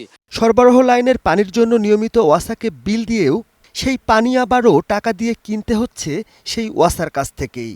পানি কিনে আনতে হয়, 600 টাকার পানি 1200-2000 টাকা নেয়। কখনো কখনো রাত্রিবেলা আধা ঘন্টা 1 ঘন্টা পানি আসে, ওই সময় তো রাত জেগে আমাদের পানি টানা সম্ভব না। আমরা এবারে ওবারে যাই 1 কলস 2 কলস চাই হাতে পাই ধরে আনি। পাঠবে যাই, অফিসে যাই, আমাকে পাঠাতে ইঞ্জিনিয়ার কাছে। এ নিয়ে জানতে চাইলে সংকট নিরসনে দ্রুততম সময়ে কাজ শুরু হবে বলে জানিয়েছে ওয়াসা কর্তৃপক্ষ। আমাদের যে সাভার কেরানীগঞ্জ ওয়েলফিল্ড থেকে যে পানিটা ওখানে আসে, সেই পানিটারও উৎপাদন কমে গেছে। কারিগরি যে সমস্যা হয়েছে এটা সমাধানের জন্য আর ইতিমধ্যে আমরা ব্রেশনিং করে ওখানে পানি সরবরাহ করা হচ্ছে। আশা করা যাচ্ছে যে শীঘ্রই এই সমস্যাটা আর থাকবে না। মিরপুরে আরও কিছু এলাকায় চলছে পানির সংকট। এর কারণ হিসেবে পাম্পের স্বল্পতা ও সরবরাহ লাইনের ত্রুটির কথা বলছে ওয়াসা। Mahmudul Hasan, star news, Dhaka. বাজারে স্বাভাবিকভাবেই বাড়ছে সব ধরনের চালের দাম। এই দাম বৃদ্ধি নিয়ে পাল্টাপাল্টি দোষারোপ করছেন পাইকার ও খুচরা ব্যবসায়ীরা, আর বাড়তি দামের খেসারত দিচ্ছেন সাধারণ ভোক্তারা। এ অবস্থায় চালের বাজারে সরকারি সংস্থাগুলোর নজরদারি বাড়ানোর তাগিদ তাদের। ঢাকার বাজারে প্রায় সব ধরনের চাল কেজিতে বেড়েছে ৫ থেকে ৮ টাকা পর্যন্ত। গত মাসেও সরু মিনিকেট চাল কেজিতে ছিল ৬০ থেকে ৬৫ টাকা, যা এখন ৭০ থেকে ৭৫। আর নাজির শাইলের দাম ছিল ৭৫ থেকে ৮০ টাকা। এই মাসে তা বেড়ে ৮৫ থেকে ৯০ টাকা ছুঁয়েছে। ভরা মৌসুমেও বাড়তি দামের হিসেব মেলাতে হিমশিম খাচ্ছেন ক্রেতারা। ২৫ কেজির উপর প্রায় ১৫০ টাকা বাড়তি, যেটা ২১০০ টাকা নিচ্ছি সেটা এখন ২২৫০ টাকা চাচ্ছে। ওভারঅল রেটটা বেশি, যে আমাদের মতো মানুষ তো আসলে দিন দিন চালের দাম বাড়তে থাকলে কীভাবে চলবো। গত মাসে নিলাম আমন, যেটা ৬০ টাকা কেজি, আর আজকে এসে তারা বলতেছে ৬৫ টাকা কেজি, তাহলে কেজিতে ৫ টাকা বেড়ে গেল। বিরুই চালেও সেম। দাম বাড়ার বিষয়ে প্রশ্ন করা হলে কোনো সদুত্তর পাওয়া যায়নি খুচরা ব্যবসায়ীদের কাছ থেকে। মিলাররা যখন ধানগুলো স্টক করে তারপরে ওরা একটু দামটা বাড়ায় দেয়। যখন কৃষকের কাছে ধান থাকে না তখন তাদের কাছে স্টক করে থাকে, তখন ইচ্ছে মতো দামটা বাড়ায় দেয়। দাম অবশ্য বাড়ায় নাই, নাজির শাইলের দামটা একটু বাড়ছে, মিনিকেটের দাম ২৮-এর দাম একটার দাম কমছে। নাজির শাইলের দামটা বাড়ছে, সিজন শেষ হয়ে গেছে, এলসি বন্ধ হয়ে গেছে ইন্ডিয়া থেকে, এই কারণে নাজির শাইলের বাজারটা অনেক বাড়ছে। অন্যদিকে আড়তদাররা বললেন কোনো চালের দামই বাড়েনি। দাম না বাড়ার পক্ষে নানা যুক্তিও দিলেন তারা। নাজির না আসলে আমাদের বাংলাদেশের নাজির চালের দাম হয়ে যায় ৮০ থেকে ৮৫-৯০ টাকা হয়ে যায়। এই জন্য নাজিরের চাহিদাটা বেশি থাকে। আর আমাদের দেশে যে সিদ্ধ ২৮ আছে, গুটি আছে, মোটা চালটা আছে, এটার দাম অনেক অংশেই কম। খুচরা পর্যায়ে ওরা অনেক রেট বিক্রি করে, ওরা আগে কিনে নিছে অনেকে, আর খুচরা পর্যায়ে এত সহজে দাম কমাইতে চায় না। সরকার বলছে যদি এই দেশের মিলাররা বাড়াবাড়ি করে তাহলে আমরা বাইরে থেকে চাল আমদানি করতে বাধ্য হব। ওই কথা শুনে এখন চালের বাজার কম। আমরা যে পাইকারি মার্কেটে চালের বাজার কম, খুচরা পর্যায়ে হয়তো ওরা মনে করেন যে হঠাৎ করে কমাইতে চায়। সিন্ডিকেটের বেড়াজালে বন্দী বাড়তি দামের বাজার নিয়ন্ত্রণ করতে না পারলে বাজেটে শুল্ক কমানোর সিদ্ধান্তেও সুফল মিলবে না। Afroza Lamia, star news, Dhaka. ক্যান্সারে আক্রান্ত সন্তান নিয়ে প্রধানমন্ত্রীর সঙ্গে সাক্ষাৎ করেছেন জুলাই অভ্যুত্থানে শহীদ আব্দুল্লাহ বিন জাহিদের মা ফাতেমাতুজ জোহরা। মঙ্গলবার দুপুরে সংসদ সচিবালয়ে প্রধানমন্ত্রীর দপ্তরে ক্যান্সারে আক্রান্ত সন্তান মাহমুদুল্লাহ বিন জিসানকে নিয়ে আসেন তিনি। এ সময় তার সঙ্গে ছিলেন আমরা বিএনপি পরিবারের সদস্য সচিব মোকসেদুল মমিন মিথুন। এ সময় জিসানের শারীরিক অবস্থার খোঁজ খবর নেন প্রধানমন্ত্রী তারেক রহমান। মা ফাতেমাতুজ জোহরাকে দেন চাকরির আশ্বাস।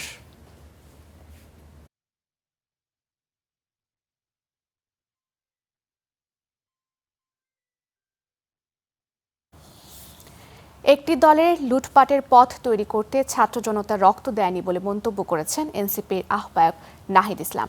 এ সময় ভারতীয় আধিপত্যবাদ রুখতে সীমান্ত সুরক্ষার দাবি জানিয়েছেন আরেক নেতা সার্জিস আলম। মঙ্গলবার বিকেলে টাঙ্গাইলে এনসিপির জুলাই পদযাত্রায় এসব কথা বলেন তারা।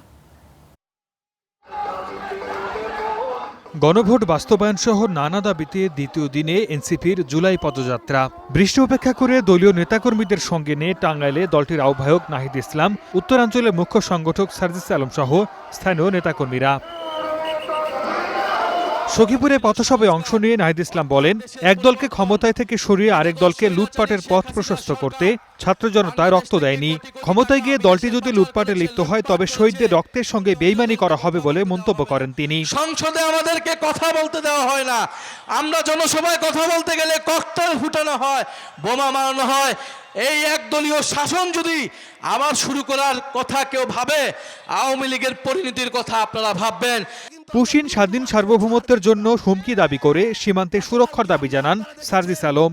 সাভারে আমরা এরকম একটা পথসভা করার সময় আমাদের মঞ্চের সামনে গতকালকে একটি সন্ত্রাসী হামলা হয়েছে। আমরা সরকারকে আহ্বান জানাই, ওই সন্ত্রাসীদের যেন কোনোভাবে আপনাদেরকেও প্রশ্রয় না দিতে পারে। এ সময় গণভোট বাস্তবায়ন ছাড়াও কর্মসংস্থান সৃষ্টি, নিরবিচ্ছিন্ন বিদ্যুৎ সহ বিভিন্ন দাবি জানান এনসিপি নেতারা। Desk report, star news. সাভারে এনসিপির জুলাই পদযাত্রা কর্মসূচিতে ককটেল বিস্ফোরণের ঘটনায় দুই আসামির 2 দিনের রিমান্ড দিয়েছেন আদালত। মঙ্গলবার দুপুরে তাদের আদালতে তোলা হলে তদন্ত কর্মকর্তা 7 দিনের রিমান্ড আবেদন করেন। এ সময় বিচারক তাজুল ইসলাম 2 আসামির 2 দিন করে রিমান্ড দেন। এর আগে সোমবার রাতে সাভারের আনন্দপুর থেকে তাদেরকে সন্দেহভাজন হিসেবে আটক করা হয়। পরে এনসিপির পক্ষ থেকে মামলা হলে গ্রেপ্তার দেখানো হয় মানিকগঞ্জের সিংগাইরের ইউনিয়ন ছাত্রলীগের ওই 2 নেতাকে। সোমবার বিকেলে সাভারের তারাপুর মাঠে এনসিপির সমাবেশ চলাকালে ককটেল বিস্ফোরণের ঘটনা ঘটে। এতে দলের 3 নেতাকর্মী আহত হন।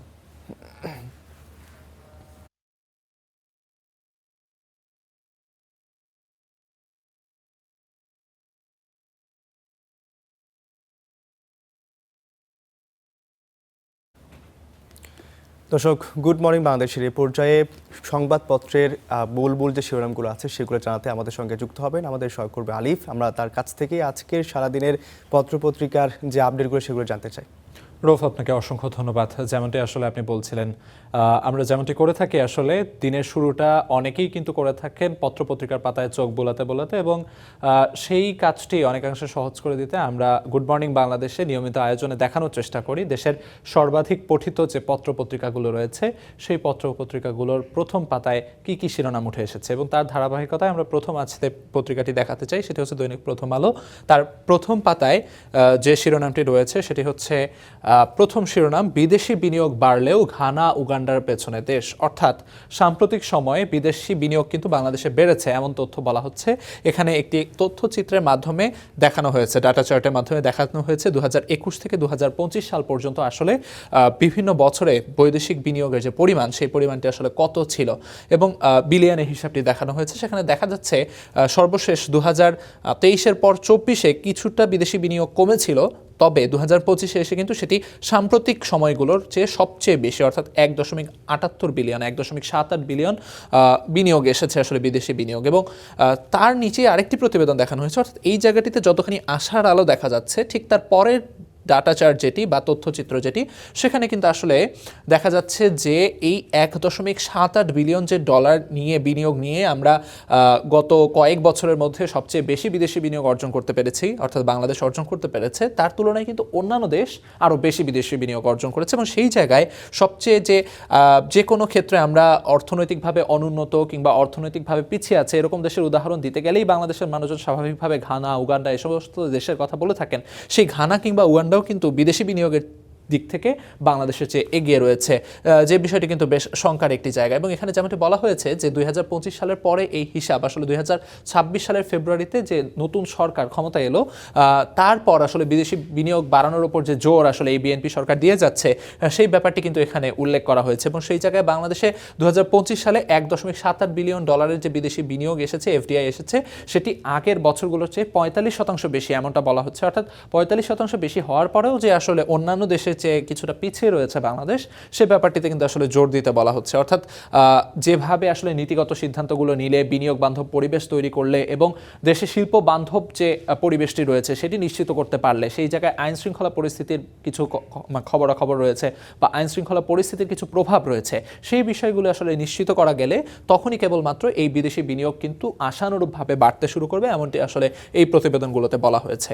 এ পর্যায়ে যদি আমরা দেখি পাশেই যে প্রতিবেদনটি রয়েছে সেখানে আসলে আরও একটি কথা রয়েছে যেটি আসলে বিশ্ব মঞ্চে বাংলাদেশের অবস্থান নিয়ে কথা বলা হচ্ছে, যেখানে বলা হয়েছে ইআইইউ এর বাসযোগ্যতার যে সূচক রয়েছে সেই সূচকে বিশ্বের সবচেয়ে কম বাসযোগ্য শহরের তালিকায় ঢাকার অবস্থান তৃতীয়। অর্থাৎ বসবাসযোগ্য হওয়ার জন্য বা বসবাসযোগ্যতা যে মানদণ্ডগুলো রয়েছে, যে সূচকগুলো রয়েছে, সেই সূচকগুলোর ভিত্তিতে যে সমস্ত দেশ আসলে বাসযোগ্য তাদের যদি তালিকা করা হয় সেই তালিকায় শেষ দিক থেকে কিন্তু তৃতীয় স্থানে হচ্ছে ঢাকা, অর্থাৎ বেশ তলানিতে। অর্থাৎ বাসযোগ্যতার দিক থেকে বাংলাদেশের যে অবস্থান সেই অবস্থান আসলে খুব একটা যে সুবিধাজনক বা আশার জায়গা নিয়ে তেমন কিন্তু নয়। যেমনটি আসলে বলা হচ্ছে বিশ্বের সবচেয়ে কম বসবাসযোগ্য শহরের তালিকায় যুদ্ধবিধ্বস্ত দামেস্ক, যেমনটি আপনারা জানেন সিরিয়ায় কিন্তু যথাক্রমে বিভিন্ন সময় আসলে যুদ্ধ বিধ্বস্ত একটি দেশ, এবং সেখানে যুদ্ধ বিধ্বস্ত হওয়ার কারণে বাসযোগ্যতা হারাবে, এটি খুবই স্বাভাবিক। এবং তারপর ত্রিপলি রয়েছে, এবং এই দুটি দেশের পরেই আসলে ঢাকার অবস্থান। অর্থাৎ এই যে দুটি শহরের কথা বললাম দামেস্ক এবং ত্রিপলি, সেখানে আসলে স্বাভাবিকভাবে যেভাবে বাসযোগ্যতা হারিয়েছে সেই রকম কোনো প্রভাব কিন্তু বাংলাদেশে নেই, ঢাকায় নেই। তারপরও ঢাকার বসবাসযোগ্যতায় এই যে অধপতন সেটি আসলে নানাবিধ যে পরিবেশগত কারণ রয়েছে সেই বিষয়গুলোকে কিন্তু উল্লেখ করা হয়েছে। এবং এই জায়গায় গত সোমবার আসলে প্রকাশিত হয়েছে এই সূচকটি এবং 123টি শহরের পরিস্থিতি তুলে ধরা হয়েছে যেখানে আসলে স্থিতিশীলতা, স্বাস্থ্যসেবা, শিক্ষা, পরিবেশগত অবকাঠামো এই বিষয়গুলোর উপর ভিত্তি করে কিন্তু এই বাসযোগ্যতা তালিকাটি তৈরি করা হয়। পাশাপাশি অন্য যে খবর রয়েছে সেখানে দেখা যাচ্ছে ইউপি নির্বাচনের তফসিল আগস্টে, ভোট অক্টোবরে, এমন কথা বলা হচ্ছে। স্থানীয় সরকার নির্বাচন নিয়ে এখানে কিন্তু বেশ কয়েকদিন ধরেই আসলে এই তারিখ নির্ধারণ কিংবা স্থানীয় সরকার নির্বাচনের যে সম্ভাব্য তারিখ সেটি আসলে কবে হতে পারে সেটা নিয়ে আলোচনা চলছে এবং সেই আলোচনাগুলোর একটি প্রতিবেদন এখানে করা হয়েছে। সেই সঙ্গে পররাষ্ট্র মন্ত্রণালয়ে বড় রদবদল হচ্ছে। এই জায়গায় সাম্প্রতিক সময়ে বাংলাদেশের পররাষ্ট্র নীতিতে বেশ কিছু ধরনের পরিবর্তন লক্ষ্য করা গেছে এবং সেই পরিবর্তনগুলোর প্রভাব কিন্তু এই যে পররাষ্ট্র মন্ত্রণালয়ের যারা কর্মকর্তা রয়েছেন, আমরা রয়েছেন, তাদের মধ্যে যে ধরনের প্রভাব পড়তে যাচ্ছে সেই জায়গায় আসলে বড় ধরনের একটি রদবদলের আভাস রয়েছে এবং সেটি আসলে এখানে প্রতিবেদন করা হয়েছে। সেই সঙ্গে ফুটবল বিশ্বকাপের খবর রয়েছে, যেমনটি আসলে গত রাত 10টায় যে ম্যাচ ছিল আর্জেন্টিনা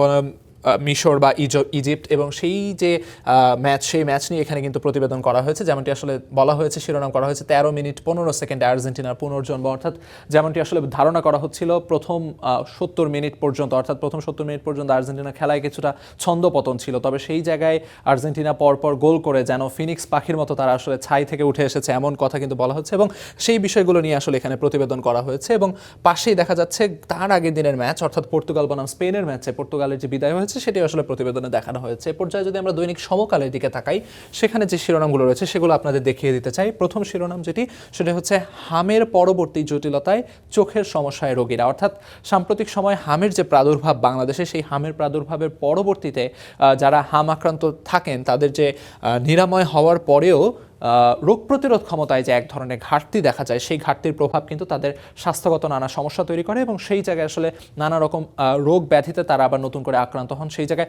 ডেঙ্গু একটি ভয়াবহ প্রভাব ফেলে এবং সাম্প্রতিক সময়ে ডেঙ্গুর যে প্রাদুর্ভাব বেড়ে যাওয়া, তার পেছনে কিন্তু অনেকাংশে এই যে হামের প্রাদুর্ভাবের কারণে তাদের রোগ প্রতিরোধ ক্ষমতা কমে যাওয়া, সেটিকেও কিন্তু দায়ী করা হচ্ছে এবং এই জায়গায় নানা ধরনের স্বাস্থ্য জটিলতার কথা তুলে ধরা হয়েছে। যেমনটি আসলে সরাসরি চোখের টিস্যু আক্রান্ত হতে পারে এমন কথা বলা হচ্ছে এবং যথাসময়ে চিকিৎসা না নিলে চোখের সমস্যা থেকে কিন্তু অন্ধত্বের ঝুঁকি রয়েছে এমন কথাও কিন্তু এই প্রতিবেদনে উঠে এসেছে। এই জায়গায় একটু তথ্যচিত্র দেওয়া হয়েছে যেখানে আসলে হামের সর্বশেষ পরিস্থিতি দেখানো হচ্ছে, যেখানে গত 24 ঘন্টায় একজনের মৃত্যু হয়েছে হামের সংক্রমণে এবং মোট মৃত্যু 742 জন যেমনটি বলা হয়েছে। শনাক্ত হয়েছে গত 24 ঘন্টায় 992 জন এবং পুরো সময় জুড়ে হামের এই প্রাদুর্ভাব শুরু হওয়ার পর মোট যে শনাক্ত তার একটি সংখ্যা কিন্তু এখানে দেখানো হয়েছে এবং সেখান থেকে কতজন সুস্থ হয়ে ফিরেছে তেমন একটি সংখ্যাও কিন্তু এখানে দেখানো হয়েছে। তবে এই সুস্থ হয়ে ফিরে আসাদের মাঝে যে পরবর্তী জটিলতা দেখানো হচ্ছে সেই বিষয়টি নিয়ে আসলে এখানে প্রতিবেদন করা হয়েছে। পাশাপাশি প্রথম আলোতে দেখানো হচ্ছিল বাসযোগ্য শহরের তালিকা তলানিতে ঢাকা, সেটি এখানে প্রতিবেদনে রয়েছে। 43 বছরের মধ্যে সবচেয়ে বেশি বৃষ্টি, বিপর্যস্ত চট্টগ্রাম। গত কয়েকদিন ধরে চট্টগ্রামে ভারী বর্ষণের কারণে ভূমিধস সহ নানা ধরনের যে তথ্যচিত্রগুলো সামনে উঠে আসছে সেগুলো এখানে প্রতিবেদন করা হয়েছে। পাশাপাশি ফুটবল বিশ্বকাপের খবর রয়েছে, জুলাই চলছে, সেই জুলাই নিয়েও কিন্তু একটি প্রতিবেদন প্রকাশ পেয়েছে যার শিরোনাম করা হয়েছে জুলাই যোদ্ধা হতে করা আবেদনের 200 ভুয়া, অর্থাৎ এর আগে ভুয়া মুক্তিযোদ্ধাদের যেমন একটি প্রচলন ছিল সেই জায়গায় কিন্তু জুলাই যোদ্ধাদের মাঝেও ভুয়া জুলাই যোদ্ধার একটি প্রবণতা কিন্তু দেখা যাচ্ছে এবং সেখানে এই জায়গায় প্রতিবেদনটি করা হয়েছে। এ পর্যায়ে দৈনিক যুগান্তরের শিরোনামগুলো যদি আপনাদের জানিয়ে দিই, সেখানে দেখা যাচ্ছে স্বাভাবিকভাবেই ভয়াবহ বৃষ্টি, চট্টগ্রামে যে ভয়াবহ বৃষ্টির পর ভূমিধস সহ নানা ধরনের জলাবদ্ধতা সহ নানা ধরনের সমস্যা যে তৈরি হয়েছে সেই সমস্যাগুলো নিয়ে এখানে প্রতিবেদন করা হয়েছে এবং এখানে শুধুমাত্র চট্টগ্রাম নয়, সেখানে 6 বিভাগে সতর্কবার্তা এবং 12 জেলায় বন্যার পূর্বাভাস, অর্থাৎ বৃষ্টিতে যে নানা জেলায় আসলে সমস্যা হচ্ছে এবং পার্বত্য অঞ্চলে যে বিপর্যস্ততা সেটি নিয়ে এখানে প্রতিবেদন করা হয়েছে এবং কিছু তথ্য দেখানো হয়েছে যেখানে বলা হচ্ছে চট্টগ্রামে লাখো মানুষ পানিবন্দী। আপনারা জানেন যে পর্যটকরাও কিন্তু সেখানে, অর্থাৎ বান্দরবানে গিয়ে তারা আটকা পড়েছেন এই ভারী বৃষ্টির কারণে, অর্থাৎ নানাবিধ সমস্যা হচ্ছে, সেই বিষয়গুলো নিয়ে এখানে প্রতিবেদন করা হয়েছে। সেই সঙ্গে আরেকটি শিরোনাম দেখা যাচ্ছে যেখানে দুদকের নেতৃত্ব নির্দিষ্ট শ্রেণীর কাছে কুক্ষিগত এমন একটি শিরোনামে কিন্তু একটি প্রতিবেদন করা হয়েছে যেখানে দুর্নীতি দমন কমিশন যে রয়েছে, অর্থাৎ যাদের কাজ দুর্নীতি দেশ থেকে দূর করা, সেই দুর্নীতি দমন কমিশনের মাঝে যে দুর্নীতি রয়েছে সেই দুর্নীতিগুলো নিয়ে এখানে আসলে একটি প্রতিবেদন রয়েছে এবং সেই সঙ্গে স্থানীয় সরকার নির্বাচনের একটি প্রতিবেদন রয়েছে এবং শেখ হাসিনাকে ক্ষমতায় রাখার কুশীলব যারা, অর্থাৎ 2018 সালের বিতর্কিত যে নির্বাচন সেটি নিয়েও কিন্তু এখানে প্রতিবেদনে বলা হয়েছে। এই পর্যায়ে যদি আমরা দ্য নিউ এজ পত্রিকায় একটু যেতে চাই, সেখানে আসলে প্রথম পাতায় পাতায় যে শিরোনামগুলো রয়েছে সেখানে দেখা যাচ্ছে monsoon Delhi use batters Bangladesh landslide tolls hits 13,000 stranded. অর্থাৎ এই জায়গায় সেই যে দেখানো হচ্ছে, একটি চিত্রের মাধ্যমে দেখানো হয়েছে পর্যটকবাহী ট্রেন আটকে আছে এবং সর্বোপরি এই যে ভারী বৃষ্টি ভারী বর্ষণ, তার কারণে আসলে চট্টগ্রাম বা পার্বত্য অঞ্চলে যে ভূমিধস সহ নানা রকম সমস্যা তৈরি হয়েছে সেই সমস্যাগুলো নিয়ে এখানে প্রতিবেদন করা হয়েছে। পাশাপাশি আপনারা জানেন যে প্রধানমন্ত্রী তারেক রহমান তিনি সেনাবাহিনীর যে মহড়া বা প্রস্তুতি, সেই প্রস্তুতি দেখতে সশরীরে তিনি উপস্থিত হয়েছেন দেশের প্রথম প্রধানমন্ত্রী হিসেবে এবং সেই বিষয়টি এখানে প্রতিবেদন করা হয়েছে, যেখানে বলা হয়েছে PM praises army role stresses readiness, অর্থাৎ তাদের যে সার্বক্ষণিক তৎপরতা তার প্রশংসা কিন্তু প্রধানমন্ত্রী তারেক রহমান করেছেন। এবং সেই সঙ্গে 2 যুবলীগ অ্যাক্টিভিস্ট রিমান্ডেড, অর্থাৎ 2জন যুবলীগ কর্মী তাদেরকে আসলে অ্যারেস্ট করা হয়েছে বা আটক করা হয়েছে বা তাদেরকে রিমান্ডে নেওয়া হয়েছে, এই ব্যাপারটি প্রতিবেদন করা হয়েছে।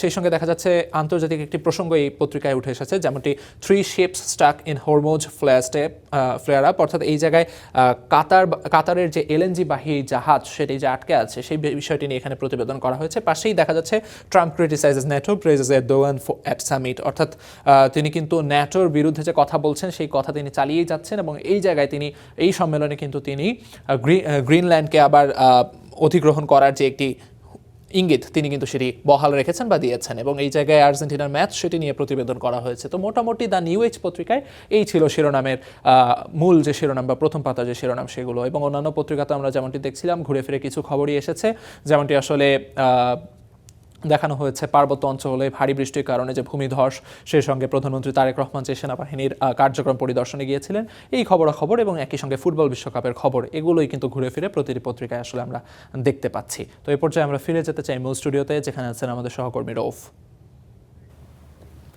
আলিফ, আপনাকে অসংখ্য ধন্যবাদ। পত্রপত্রিকার খবর জানাচ্ছিলেন, আশা করছি আমাদের দর্শকরাও এতে অনেকটা উপকৃত হবেন। সেনাবাহিনীর উপর গভীর আস্থা রয়েছে দেশের জনগণের। মানিকগঞ্জের সিংগাইরে গ্রীষ্মকালীন প্রশিক্ষণে সশরীরে উপস্থিত হয়ে কথা বলেছেন প্রধানমন্ত্রী তারেক রহমান। জাতীয় স্বার্থে পেশাদারিত্ব, শৃঙ্খলা ও সর্বোচ্চ প্রস্তুতি বজায় রেখে সেনা সদস্যদের দায়িত্ব পালনের নির্দেশনা দেন সরকার প্রধান। মানিকগঞ্জের সিংগাইর উপজেলায় চলছে বাংলাদেশ সেনাবাহিনীর 9 পদাতিক ডিভিশনের অধীনে 8 বীরের গ্রীষ্মকালীন প্রশিক্ষণ। সেখানে হঠাৎই হাজির প্রধানমন্ত্রী তারেক রহমান। এরপর প্রশিক্ষণ এলাকা হেঁটে পরিদর্শন করেন প্রধানমন্ত্রী। দেশের ইতিহাসে প্রথম কোনো প্রধানমন্ত্রী সেনাবাহিনীর গ্রীষ্মকালীন প্রশিক্ষণ এলাকায় সশরীরে উপস্থিত হয়ে মাঠ পর্যায়ে সেনা সদস্যদের সঙ্গে দীর্ঘ সময় কাটান বলে জানিয়েছেন প্রেস উইংয়ের সদস্যরা। সকাল 9টা 20 মিনিটে মহড়া চলাকালে প্রধানমন্ত্রী ফার্ম বেসের বিভিন্ন অংশ ঘুরে দেখেন এবং দায়িত্বপ্রাপ্ত জিওসি ও ইউনিটের সিও এর কাছ থেকে প্রশিক্ষণ কার্যক্রম ও কৌশলগত প্রস্তুতি সম্পর্কে অবহিত হন এবং সেনা সদস্যদের পরিচালিত একটি রেড মহড়া প্রত্যক্ষ করেন। এ সময় দায়িত্ব পালনে উৎসাহ দেন সবাইকে। জাতীয় সংকট ও আইন শৃঙ্খলা রক্ষায় সেনাবাহিনীর গৌরবময় ভূমিকার প্রশংসা করে পেশাদার প্রশিক্ষণ, শৃঙ্খলা ও সর্বোচ্চ প্রস্তুতি বজায় রাখার উপর গুরুত্ব আরোপ করেন সরকার প্রধান। সিফাত শাহরিয়ার, স্টার নিউজ। সাভারে এনসিপির সমাবেশে বিস্ফোরণের ঘটনাটি গুরুত্ব সহকারে তদন্ত করে জড়িতদের দ্রুত আইনের আওতায় আনা হবে বলে জানিয়েছেন আইনমন্ত্রী। সংসদে প্রশ্নের জবাবে আইনমন্ত্রী আশ্বাস দেন। পাবলিক পরীক্ষায় ডিজিটাল কারসাজিতে 5 বছরের সাজা যুক্ত করে সংসদে বিল পাশ হয়েছে। এদিকে তিস্তা মহাপরিকল্পনার সম্ভাব্যতা যাচাই, বিচার বিভাগীয় অবকাঠামো উন্নয়ন এবং সৌর বিদ্যুতের মাধ্যমে সেচের ব্যবস্থা করা নিয়েও কথা বলেন মন্ত্রীরা। ফরহাদ বিন নূরের রিপোর্ট। এ বিস্ফোরণ সাভারের এনসিপির জুলাই পদযাত্রার সমাবেশে। এতে আহত হন বেশ কয়েকজন। এবার এই উত্তেজনা ছড়ালো সংসদেও। সরকারকে প্রশ্নের মুখে দাঁড় করালেন দলটির সদস্য সচিব আক্তার হোসেন। এই অপরাধীরা এবং বিস্ফোরণকারীরা যে বিস্ফোরণ ঘটানোর সুযোগ পাচ্ছে তাদের বিপক্ষে আইনগত কোনো ব্যবস্থা গ্রহণ করা হবে কিনা এবং আমাদের নির্বিঘ্ন সভা সমাবেশ করার অধিকার নিশ্চিত করা হবে কিনা সেটা আপনার মাধ্যমে সংসদের কাছ থেকে আমরা জানতে চাই মাননীয় স্পিকার। আইনমন্ত্রী বলেন, ঘটনাটি সরকার সর্বোচ্চ গুরুত্ব দিয়ে তদন্ত করছে। জড়িতদের দ্রুত শনাক্ত করে আইনের আওতায় আনার আশ্বাস দেন তিনি। সেটা অত্যন্ত গুরুত্ব সহকারে আমরা দেখছি। আমরা আশ্বস্ত করতে পারি যে এর সাথে যদি কেউ জড়িত থাকে তার বিরুদ্ধে আইনিভাবে যতটা পদক্ষেপ নেওয়া সম্ভব স্বচ্ছতার সাথে ততটা কঠোর পদক্ষেপই সরকার নেবেন। এছাড়া পাবলিক পরীক্ষায় ডিজিটাল কারসাজি ও অনলাইনে প্রশ্নপত্র ফাঁসের অপরাধে 5 বছরের সাজার বিধান যুক্ত করে বিদ্যমান আইনের সংশোধনী বিল জাতীয় সংসদে পাশ হয়েছে। Public examination offences amendment bill 2026 pass করা হোক। যারা এই প্রস্তাবের পক্ষে আছেন হ্যাঁ বলুন, যারা এই প্রস্তাবের বিপক্ষে আছেন তারা না বলুন। আমার মনে হয় হ্যাঁ জয়যুক্ত হয়েছে, হ্যাঁ জয়যুক্ত হয়েছে, হ্যাঁ জয়যুক্ত হয়েছে। এছাড়া দেশের 63 জেলায় জুডিশিয়াল ম্যাজিস্ট্রেট ভবন নির্মাণ এবং চৌকি আদালতগুলো পুনর্নির্মাণের উদ্যোগ নেওয়া হয়েছে বলে জানান আইনমন্ত্রী। আমাদের মাননীয় সংসদ সদস্য আক্তার হোসেন যে বিষয়টার এদিকে সংসদ আলোচনায় উঠে আসে তিস্তা প্রকল্পের বিষয়েও। পানি সম্পদ মন্ত্রী শহীদুদ্দিন চৌধুরী অ্যানি জানান, চীনের কারিগরি সহায়তায় আগামী 6 মাসের মধ্যে তিস্তা মহাপরিকল্পনা বাস্তবায়নের সম্ভাব্যতা যাচাই শেষ করা হবে। চায়না সরকারের আন্তরিকতায় আমরা টেকনিক্যাল সাপোর্ট নেওয়ার চেষ্টা করছি। আমরা আশা করছি যে আগামী 6 মাসের মধ্যে আমাদের এই কার্যক্রম সমাপ্ত হবে এবং ওই অঞ্চলের মানুষের যে দীর্ঘদিনের স্বপ্ন তা বাস্তবায়ন করার লক্ষ্যে আমরা মাননীয় প্রধানমন্ত্রী জনাব তারেক রহমানের নেতৃত্বে এই প্রকল্পটি বাস্তবায়ন করার জন্য সম্পূর্ণরূপে উদ্যোগ গ্রহণ করব। সারা দেশের সব শ্যালো ও ডিপ টিউবওয়েল ধাপে ধাপে সৌর বিদ্যুতের আওতায় আনা হবে বলেও জানান পানি সম্পদ প্রতিমন্ত্রী। আমাদের সে অঞ্চলের জন্য ফরহাদ বিন নূর, স্টার নিউজ, ঢাকা। অবিলম্বে সংবিধান সংস্কার পরিষদের অধিবেশন আহ্বান করে গণভোটের রায় বাস্তবায়ন ও জুলাই গণহত্যার বিচার দাবিতে জাতীয় সংসদের সামনে মানববন্ধন করেছে 11 দলীয় ঐক্য। এতে অংশ নেন জুলাই শহীদ পরিবারের সদস্য, আহত যোদ্ধা ও 11 দলীয় ঐক্যের নেতাকর্মীরা। এ সময় শহীদ পরিবারের সদস্য ও আহতরা অভিযোগ করেন, জুলাই আন্দোলনের মাধ্যমে ক্ষমতায় এসে জুলাইকেই ভুলে গেছে সরকার। আর 11 দলীয় ঐক্যের নেতারা দাবি করেন, জনগণের প্রত্যাশা পূরণ না করে এই সরকার সংসদ চালালে জনগণ তা মেনে নেবে না। মানববন্ধনে প্রধান অতিথির বক্তব্যে জামায়াতের সেক্রেটারি জেনারেল বলেন, জুলাই সনদ বাস্তবায়ন না হলে বাংলাদেশের রাজনীতি সংকটে পড়বে। বাংলাদেশ রাষ্ট্রটিকে একটি গণতান্ত্রিক রাষ্ট্র হিসেবে বিনির্মাণ করতে হলে অবশ্যই জুলাই সনদের যে গণভোটের গণরায়, সেই গণরায়কে অবশ্যই বাস্তবায়ন করতে হবে। বাংলাদেশের রাজনীতির এখন প্রধান সংকট এই গণভোটের রায় বাস্তবায়ন না হওয়া। এটা যদি বাস্তবায়ন না হয়, এই সংকট বাংলাদেশের রাজনৈতিক সংঘাতের দিকে নিয়ে যেতে পারে। জুলাই আন্দোলনে মানবতা বিরোধী অপরাধে দল হিসেবে আওয়ামী লীগের দায় রয়েছে বলে জানিয়েছেন চিফ প্রসিকিউটর আমিনুল ইসলাম। জুলাই হত্যাযোগ্য ছাড়াও সামগ্রিকভাবে দলটির অপরাধের তদন্ত চলছে বলেও জানান তিনি। জুলাই আন্দোলনের মধ্যে তাদের দলগত সংশ্লিষ্টতা আছে, ব্যক্তিগত দায় আছে, সুপিরিয়র দায় আছে, এইসব তো প্রাথমিক সংশ্লিষ্টতা আছে। শুধু আমরা জুলাই সংশ্লিষ্টতার প্রশ্ন না, সামগ্রিকভাবে আমাদের আরও কি অপরাধের সাথে তাদের এই সংগঠনের সংশ্লিষ্টতা আছে এবং যদি দেখা যায় যে শেষ পর্যন্ত এই দলটি সন্ত্রাসী কার্যকলাপের সাথে জড়িত ছিল বা আছে, সেক্ষেত্রে সংগঠন হিসেবে তার বিচার হবে। স্বাস্থ্য জনগণের জন্য কোনো বিশেষ সুবিধা নয়, এটি সবার অধিকার। সুলভে সুস্বাস্থ্য নিশ্চিতে সর্বাত্মক চেষ্টা করছে সরকার। স্বাস্থ্য উদ্যোক্তা উন্নয়নের পথরেখা বিষয়ক কর্মশালা এভাবেই সরকারের স্বাস্থ্য ভাবনার কথা তুলে ধরেন জিয়াউর রহমান ফাউন্ডেশনের ভাইস চেয়ারম্যান জুবাইদা রহমান। একই অনুষ্ঠানে অর্থমন্ত্রী জানান, স্বাস্থ্য খাতে বেসরকারি উদ্যোক্তাদের উৎসাহিত করতে প্রয়োজনীয় নীতিমালা প্রণয়ন করবে সরকার। সকালে রাজধানীর গুলশানে আয়োজন করা হয় বাংলাদেশ স্বাস্থ্য উদ্যোক্তা উন্নয়নের পথরেখা বিষয়ক কর্মশালা। অনুষ্ঠানে প্রান্তিক জনগোষ্ঠীর স্বাস্থ্যসেবা নিশ্চিত এবং দেশীয় ওষুধের গুণগত মানের বিষয়ে কথা বলেন স্বাস্থ্যমন্ত্রী। চলতি বছরে গ্রাম পর্যায়ে প্রাথমিক স্বাস্থ্যসেবা পৌঁছে দিতে কাজ করছে সরকার। এটি প্রধানমন্ত্রীর মূল স্লোগান। আমরা শুধু মুখে বলছি না, এটি বাস্তবায়ন করতে যাচ্ছি। 1 জুলাই থেকে নতুন বাজেট ঘোষণার সাথে সাথে এই কার্যক্রম শুরু হয়ে গেছে। প্রধানমন্ত্রী নিজেই এটি পর্যবেক্ষণ করছেন। এ সময় বেসরকারি উদ্যোক্তাদের উৎসাহিত করা সহ প্রয়োজনীয় নীতিমালার তাগিদ দেন অর্থমন্ত্রী। বাংলাদেশে দক্ষ উদ্যোক্তা তৈরি হয়েছে, উপযুক্ত পরিবেশ আর সঠিক নীতিমালা পেলে তারা সর্বোচ্চ জায়গায় পৌঁছে যাবে। এই সব কিছুর পেছনে দিন শেষে নেতৃত্বই সবচেয়ে গুরুত্বপূর্ণ। আর প্রধান অতিথির বক্তব্যে জুবাইদা রহমান বলেন, সার্বজনীন স্বাস্থ্য সুরক্ষা প্রদানে বদ্ধপরিকর সরকার। Climate change is creating new risks. জলবায়ু পরিবর্তনের নেতিবাচক প্রভাব স্বাস্থ্য খাতে নানাবিধ চ্যালেঞ্জ তৈরি করছে।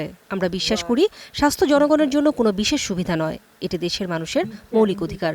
সার্বজনীন স্বাস্থ্য সুরক্ষা প্রদান করতে এবং প্রতিটি নাগরিকের কাছে মর্যাদা ও সম্মানের সাথে স্বাস্থ্যসেবা পৌঁছে দিতে আমরা সর্বাত্মক চেষ্টা করছি। We believe health is not a privilege. জলবায়ুর নেতিবাচক পরিবর্তন স্বাস্থ্য খাতে ঝুঁকি তৈরি করছে মন্তব্য করে সবাইকে স্বাস্থ্য ও পরিবেশের সুরক্ষায় যত্নবান হওয়ার পরামর্শও দেন ডাক্তার জুবাইদা রহমান। নূরে জান্নাত, স্টার নিউজ, ঢাকা। আগস্টে তফসিল ঘোষণা করে অক্টোবরের প্রথমার্ধে ইউপি নির্বাচন করার পরিকল্পনা সরকারের। মঙ্গলবার দুপুরে সচিবালয়ে এ কথা জানান প্রধানমন্ত্রীর তথ্য উপদেষ্টা জাহিদুর রহমান। বলেন, ভোট শুরুর পর 10 থেকে 12 মাসে শেষ হবে স্থানীয় সরকারের সব নির্বাচন। এছাড়া 5 আগস্টের আগে জুলাই স্মৃতি জাদুঘর খুলে দেওয়া হবে বলেও জানান তিনি। সোমবার সাভারে এনসিপির জুলাই পদযাত্রা অনুষ্ঠানে ককটেল হামলা চালায় দুর্বৃত্তরা। এ ঘটনায় বিক্ষোভ করে প্রশাসনের সহায়তায় হামলা হয়েছে বলে অভিযোগ করেন দলটির নেতাকর্মীরা। হামলার পরদিনই সচিবালয়ে গণমাধ্যমের মুখোমুখি তথ্য উপদেষ্টা জাহিদুর রহমান জানান, দ্রুত অপরাধীদের বিচারের উদ্যোগ নিয়েছে সরকার। গতকালের ঘটনাটা খুবই দুঃখজনক। আমরা এটার প্রতিবাদ জানাই এবং সরকারের কাছে প্রতিবাদ জানানো না, সরকারের প্রধান কাজ হচ্ছে যারা এটার সাথে জড়িত অবশ্যই অ্যারেস্ট করার জন্য সর্বোচ্চ চেষ্টা করছে এবং দ্রুতই আমরা আশা করি করবে। এ সময় আগামী প্রজন্মের জন্য জুলাইয়ের স্মৃতি সংরক্ষণে সরকারের ভাবনার কথাও জানান তিনি। 5 আগস্টের আগেই জুলাই জাদুঘর উদ্বোধন হবে। এটার ফাইনাল কিছু কাজ বাকি আছে, সেই কাজগুলো করা হচ্ছে। সেটা মানে ওখানে যে জনবল নিয়োগ আছে, এরকম আরো কিছু কাজ বাকি আছে। স্থানীয় সরকার নির্বাচনের সময় ও তফসিল নিয়েও কথা বলেন তথ্য উপদেষ্টা। স্থানীয় সরকার নির্বাচনকে সামনে রেখে প্রাথমিক রোডম্যাপ প্রণয়ন করেছে নির্বাচন কমিশন। ইউনিয়ন পরিষদ, উপজেলা পরিষদ, পৌরসভা ও সিটি কর্পোরেশন নির্বাচনের জন্য পৃথক রোডম্যাপ করা হয়েছে। চলতি মাসের শেষের দিকে এগুলো চূড়ান্ত করে প্রকাশ করা হতে পারে। গুজব ও অপতথ্য নিয়ে সতর্ক থাকার পরামর্শ দিয়ে আওয়ামী লীগের পলাতক নেতাদের দেশে ফেরানোর বিষয়ে সরকার কাজ করছে বলেও জানান তথ্য উপদেষ্টা। আমাদের কাছে হস্তান্তর, কথা বলা দূরে থাকুক, তাদেরকে তো আমাদের কাছে হস্তান্তর করারই কথা আছে। মাহাদি হাসান, স্টার নিউজ, ঢাকা। দর্শক, ঘড়ির কাঁটায় এখন 8:09। আপনারা যারা অফিসগামী আছেন তারা ইতোমধ্যেই অফিসের উদ্দেশ্যে রওনা হয়েছেন অথবা অফিসের উদ্দেশ্যে রওনা হওয়ার পরিকল্পনা করছেন। সারা দিনের কর্মপরিকল্পনায় যেন কোনো ব্যাঘাত না ঘটে, সেই জন্য এই পর্যায়ে গুড মর্নিং বাংলাদেশের এই পর্যায়ে আমাদের আরেক স্টুডিও থেকে ওয়েদার এবং ট্রাফিক আপডেট সম্পর্কে জানাবেন আমাদের সহকর্মী আলিফ। রৌফ, আপনাকে ধন্যবাদ। যেমনটি আসলে বলছিলেন যে ঘড়ির কাঁটায় এরই মাঝে কিন্তু 8টা বেজে প্রায় 10-এর কাছাকাছি, মানে 8টা বেজে 8 মিনিট ছাড়িয়ে গেছে। অর্থাৎ এই জায়গায় অফিস যাওয়ার জন্য যারা রয়েছেন তারা হয়তো অফিসে যাওয়ার জন্য বের হতে পরিকল্পনা করছেন কিংবা বের হয়ে গেছেন, এবং সেই জায়গায় আসলে যারা কিনা অফিসে বের হয়ে গেছেন তাদের আসলে দুইটি বিষয়, এক হচ্ছে কখন বৃষ্টির পূর্বাভাস আছে কিনা বা আবহাওয়া কেমন যাবে, এবং একই সঙ্গে ঠিক ঢাকার কোন কোন সড়কে এই মুহূর্তে যানজট কেমন রয়েছে, যানবাহনের চাপ কেমন রয়েছে সেটি বিবেচনা করে কোন কোন সড়ক এড়িয়ে চললে আসলে কিছুটা সময় বাঁচানো যাবে এবং নির্ধারিত সময়ে গন্তব্যে পৌঁছানো যাবে। এই বিষয়গুলো মাথায় রেখে দিনের পরিকল্পনা সাজালে তাদের দিনটা অনেকাংশে সহজ হয়ে যায়। আর দর্শকের সেই কাজকে সহজ করে দিতেই গুড মর্নিং বাংলাদেশে প্রতিদিনের মতো আজও আমরা দেখানোর চেষ্টা করব ওয়েদার এবং ট্রাফিকের সবশেষ খবরাখবর। তো এই পর্যায়ে এসে আমরা শুরুতেই যে কাজটি করে থাকি সেটি হচ্ছে বিভিন্ন শহরগুলো, বিশ্বের বিভিন্ন শহরগুলোতে বায়ুমানের এখনকার অবস্থাটি কেমন সেটি আসলে দেখানোর চেষ্টা করি, এবং সেখানে বিশুদ্ধ বায়ুর তালিকায় কারা কারা শীর্ষস্থানে রয়েছে সেটি দিয়ে আমরা শুরু করতে চাই। সেই জায়গায় প্রথমেই দেখা যাচ্ছে অস্ট্রেলিয়ার শহর সিডনি। দর্শক, আপনারা জেনে থাকবেন এই সিডনি, ক্যানবেরা, মেলবোর্ন এবং নিউজিল্যান্ডের অকল্যান্ড, এই যে শহরগুলোর কথা আমরা সবসময় বলে থাকি, এই সমস্ত শহরগুলোতে কিন্তু বায়ুমান সবসময়ই তুলনামূলক ভালো থাকে এবং তারাই আসলে শীর্ষস্থানগুলোতে থেকে থাকে। এবং সেই জায়গায় দেখা যাচ্ছে সিডনির বায়ুমান এই মুহূর্তে 10, এবং দ্বিতীয় স্থানে আসলে রয়েছে সুইডেনের শহর স্টকহোম এবং তাদের বায়ুমান 11। এই একই 11 বায়ুমান নিয়ে তৃতীয় স্থানে কিন্তু রয়েছে নিউজিল্যান্ডের অকল্যান্ড এবং পরবর্তীতে আয়ারল্যান্ডের ডাবলিন রয়েছে চতুর্থ স্থানে, অস্ট্রেলিয়ার ক্যানবেরা, যেমনটি বলছিলাম সিডনি, ক্যানবেরা, মেলবোর্ন এই শহরগুলোয় ঘুরে ফিরে আসে আসলে শীর্ষস্থানে। সেই সঙ্গে মঙ্গোলিয়ার শহর দেখা যাচ্ছে উলানবাতার, তাদেরকেও দেখা যাচ্ছে শীর্ষ স্থানে রয়েছে, যেটি আসলে সাধারণত তারা থাকে না। এবং পোল্যান্ডের ক্রাকো রয়েছে 7 নম্বর স্থানে, কলম্বিয়ার বগোতা রয়েছে, সাউথ কোরিয়ার সিউল রয়েছে 9 নম্বর স্থানে। এবং তাদের সবারই বায়ুমানের দিকে যদি তাকানো যায়, সবারই বায়ুমান কিন্তু 20-এরও নিচে, অর্থাৎ সুইজারল্যান্ড ভিত্তিক যে জরিপ সংস্থা IQ Air রয়েছে তাদের যে সূচক, সেই সূচক অনুযায়ী 0 থেকে 50-এর মধ্যে বায়ুর সূচক থাকলে সেই বায়ুমানকে বা বায়ুকে ধরে নেওয়া হয় বিশুদ্ধ বায়ু, এবং 50 থেকে 100-র মাঝামাঝি থাকলে তাদেরকে মোটামুটি, এবং 100-র উপরে উঠে গেলে তার সেটি আসলে শিশু, বয়োবৃদ্ধ কিংবা শ্বাসতন্ত্রের জটিলতায় যারা আক্রান্ত তাদের জন্য ক্ষতিকারক, এবং 150 ছাড়িয়ে গেলে সেটি আসলে পুরোপুরি অস্বাস্থ্যকর বায়ু হিসেবে ধরে নেওয়া হয়। এবং সেই জায়গায় তাদের বায়ুমান যে খুবই ভালো সেটি আসলে বলার অপেক্ষা রাখে না। প্রত্যেকটি দেশেরই বায়ুমান আসলে, শহরের বায়ুমান এই মুহূর্তে 20-এরও নিচে রয়েছে, এবং সেই জায়গায় তাদের বায়ুমান সূচকের এই তালিকার কারণেই তারা কিন্তু আসলে বিশুদ্ধ বায়ুর তালিকায় শীর্ষস্থানগুলোতে রয়েছে। এ পর্যায়ে যদি আমরা ঢাকার অবস্থান খুঁজে দেখতে চাই, ঢাকার অবস্থান ঠিক কোথায় রয়েছে বলতে হলে যেমনটি আসলে হয়ে থাকে, ঢাকার অবস্থান সাধারণত সবসময় শীর্ষ 10-এ খুঁজে পাওয়া যায়। তবে গত কয়েকদিন ধরে বৃষ্টিপাতের কারণে বায়ুর মান কিন্তু কিছুটা ভালো এবং উন্নতির দিকে রয়েছে। যেমন গত দিনের আগে ছিল 32-এ এবং গতদিন 20-এ ছিল, আজ কিন্তু আবার 31-এ এসেছে ঢাকা এই দূষিত বায়ুর তালিকায়। অর্থাৎ যতটা নিচে থাকা যায় দূষিত বায়ুর তালিকায় ততই আসলে ভালো। তবে সেই জায়গায় ঢাকার বায়ুমান আজ এই মুহূর্তে কিন্তু 50-এর উপরে, যেমনটি দেখা যাচ্ছে 69, অর্থাৎ এটি মোটামুটি বায়ুমান ধরে রেখেছে বায়ুমান সূচকের দিক থেকে, এবং সেই বায়ুমান সূচকের দিক থেকে 69 বায়ুমান সূচক নিয়ে ঢাকার অবস্থান কিন্তু 31তম। অর্থাৎ এই জায়গায় ঢাকার অবস্থান খুব যে ভালো তা যেমন বলা যাচ্ছে না, আবার একই সঙ্গে অন্যান্য দিন যেরকম শীর্ষ 10-এ কিংবা শীর্ষ 5-এও কখনো কখনো ঢাকা উঠে আসে, সেই জায়গা থেকে কিন্তু কিছুটা ভালো রয়েছে। এবার অন্যান্য যে শহরগুলো আসলে দূষিত বায়ুর তালিকায় শীর্ষস্থানে রয়েছে তাদের নাম যদি বলতে হয়, তাহলে প্রথম স্থানে রয়েছে আসলে DR কঙ্গোর শহর কিনশাসা। যেমনটি আসলে বলছিলাম যে 150 ছাড়িয়ে গেলে সেটি আসলে খুবই অস্বাস্থ্যকর বায়ু, এবং সেই অস্বাস্থ্যকর বায়ুর তালিকায় কিন্তু DR কঙ্গো আসলে প্রায় 200-র কাছাকাছি, অর্থাৎ বেশ খারাপ অবস্থা আসলে বিরাজ করছে সেখানকার বায়ুমানে। 196 দেখা যাচ্ছে, এবং এই 196 বায়ুমান নিয়ে তারা আসলে দূষিত বায়ু তালিকায় শীর্ষস্থান ধরে রেখেছে। এ পর্যায়ে দ্বিতীয় যে শহরটি রয়েছে সেটি হচ্ছে পাকিস্তানের শহর লাহোর। যেমনটি আসলে হয়ে থাকে, লাহোর, করাচি, দিল্লি এই শহরগুলো কিন্তু দূষিত বায়ুর তালিকায় সাধারণত শীর্ষস্থানগুলোতেই থাকে, এবং সেটাই দেখা যাচ্ছে লাহোর কিন্তু রয়েছে আজ দ্বিতীয় স্থানে। যেমনটি আসলে গত কয়েকদিন ধরে আমরা দেখছিলাম ইন্দোনেশিয়ার শহর জাকার্তা ছিল আসলে শীর্ষস্থানগুলোর মধ্যে একটিতে, সেটিকে আসলে আজকে শীর্ষ 5-এ খুঁজে পাওয়া যাচ্ছে না, সেটি চলে গেছে শীর্ষ 8-এ। এবং মোটামুটি দূষিত বায়ুর তালিকায় যে শহরগুলো ঘুরে ফিরে প্রতিদিন আমরা দেখতে পাই সেগুলোই কিন্তু আজ রয়েছে। অর্থাৎ ঢাকার অবস্থান যেমন কিছুটা উপরের দিকে থাকে দূষিত বায়ুর তালিকায়, সেখান থেকে আসলে কিছুটা উন্নতি রয়েছে। ঢাকার এলাকা ভিত্তিক বায়ুমান নিয়ে যদি আপনাদেরকে জানাতে চাই, সেখানে আসলে যেমনটি হয়ে থাকে, ঢাকার বায়ুমান সূচক সাধারণত অন্যান্য দিনের মতো আজও কিন্তু দেখা যাচ্ছে যে কিছু কিছু অঞ্চলে ঢাকার বায়ুমান বেশ খারাপ, যেমনটি আসলে সাধারণত প্রতিদিন গুলশান, বাড্ডা এই এলাকাটিতে বায়ুমানের অবস্থা বেশ খারাপ দেখা যায়, এবং আজও কিন্তু তেমনটি দেখা যাচ্ছে। আপনারা দেখতে পাচ্ছেন গুলশানের এই পাশটাতে 160 দেখানো হচ্ছে বায়ুমান সূচক, যেটি আসলে বেশ অস্বাস্থ্যকর। বাট অন্যান্য অংশগুলোতে যদি দেখানো যায়, বেশিরভাগ জায়গাতেই আসলে 100-র নিচে, অর্থাৎ মোটামুটি, এবং কিছু জায়গায় কিন্তু 50-এরও নিচে রয়েছে আমরা দেখতে পাচ্ছি বাড়িধারার এপাশটাতে, এবং এই পাশে গ্রিন মডেল টাউনের এপাশে সাধারণত এরকম হয়ে থাকে। দর্শক, গুলশান বাড্ডার কথা যেমনটি বলছিলাম, এখানে বায়ুমান সূচকের যে এই অবনতির প্রধান কারণ হিসেবে কিন্তু দেখানো হয় সাধারণত MRT লাইন 1 এবং লাইন 5-এর যে কাজ সেখানে চলছে, এবং সেই কাজের কারণে কিন্তু সেখানে কিছুটা বায়ুমানের অবস্থা খারাপ থাকে, এবং তারই প্রভাব কিন্তু এখানে পড়েছে। এ পর্যায়ে যদি আমরা আবহাওয়ার পূর্বাভাস আপনাদের জানিয়ে দিতে চাই, সেখানে কিন্তু দেখা যাচ্ছে এই মুহূর্তে ঢাকার তাপমাত্রা 27 ডিগ্রি সেলসিয়াস, এবং বায়ুমানের যে অবস্থার কথা বলছিলাম সেটি আসলে গত কয়েকদিন খুবই ভালো দেখালেও আজ কিন্তু এয়ার কোয়ালিটি ফেয়ার দেখাচ্ছে, অর্থাৎ বায়ুমানের যে প্রভাব সেটি কিন্তু পড়তে শুরু করেছে। এবং বাতাসের আর্দ্রতার কারণে যেমনটি দেখা যাচ্ছে 27 ডিগ্রি সেলসিয়াস তাপমাত্রাটি আসলে 32 ডিগ্রি সেলসিয়াসের কাছাকাছি অনুভূত হচ্ছে। এবং আপনারা জেনে থাকবেন সকাল থেকে রাত থেকেই কিন্তু কিছুটা বৃষ্টি হচ্ছে, এবং সেই জায়গায় ভারী বৃষ্টি এমন সম্ভাবনা কিন্তু দেখানো হচ্ছে।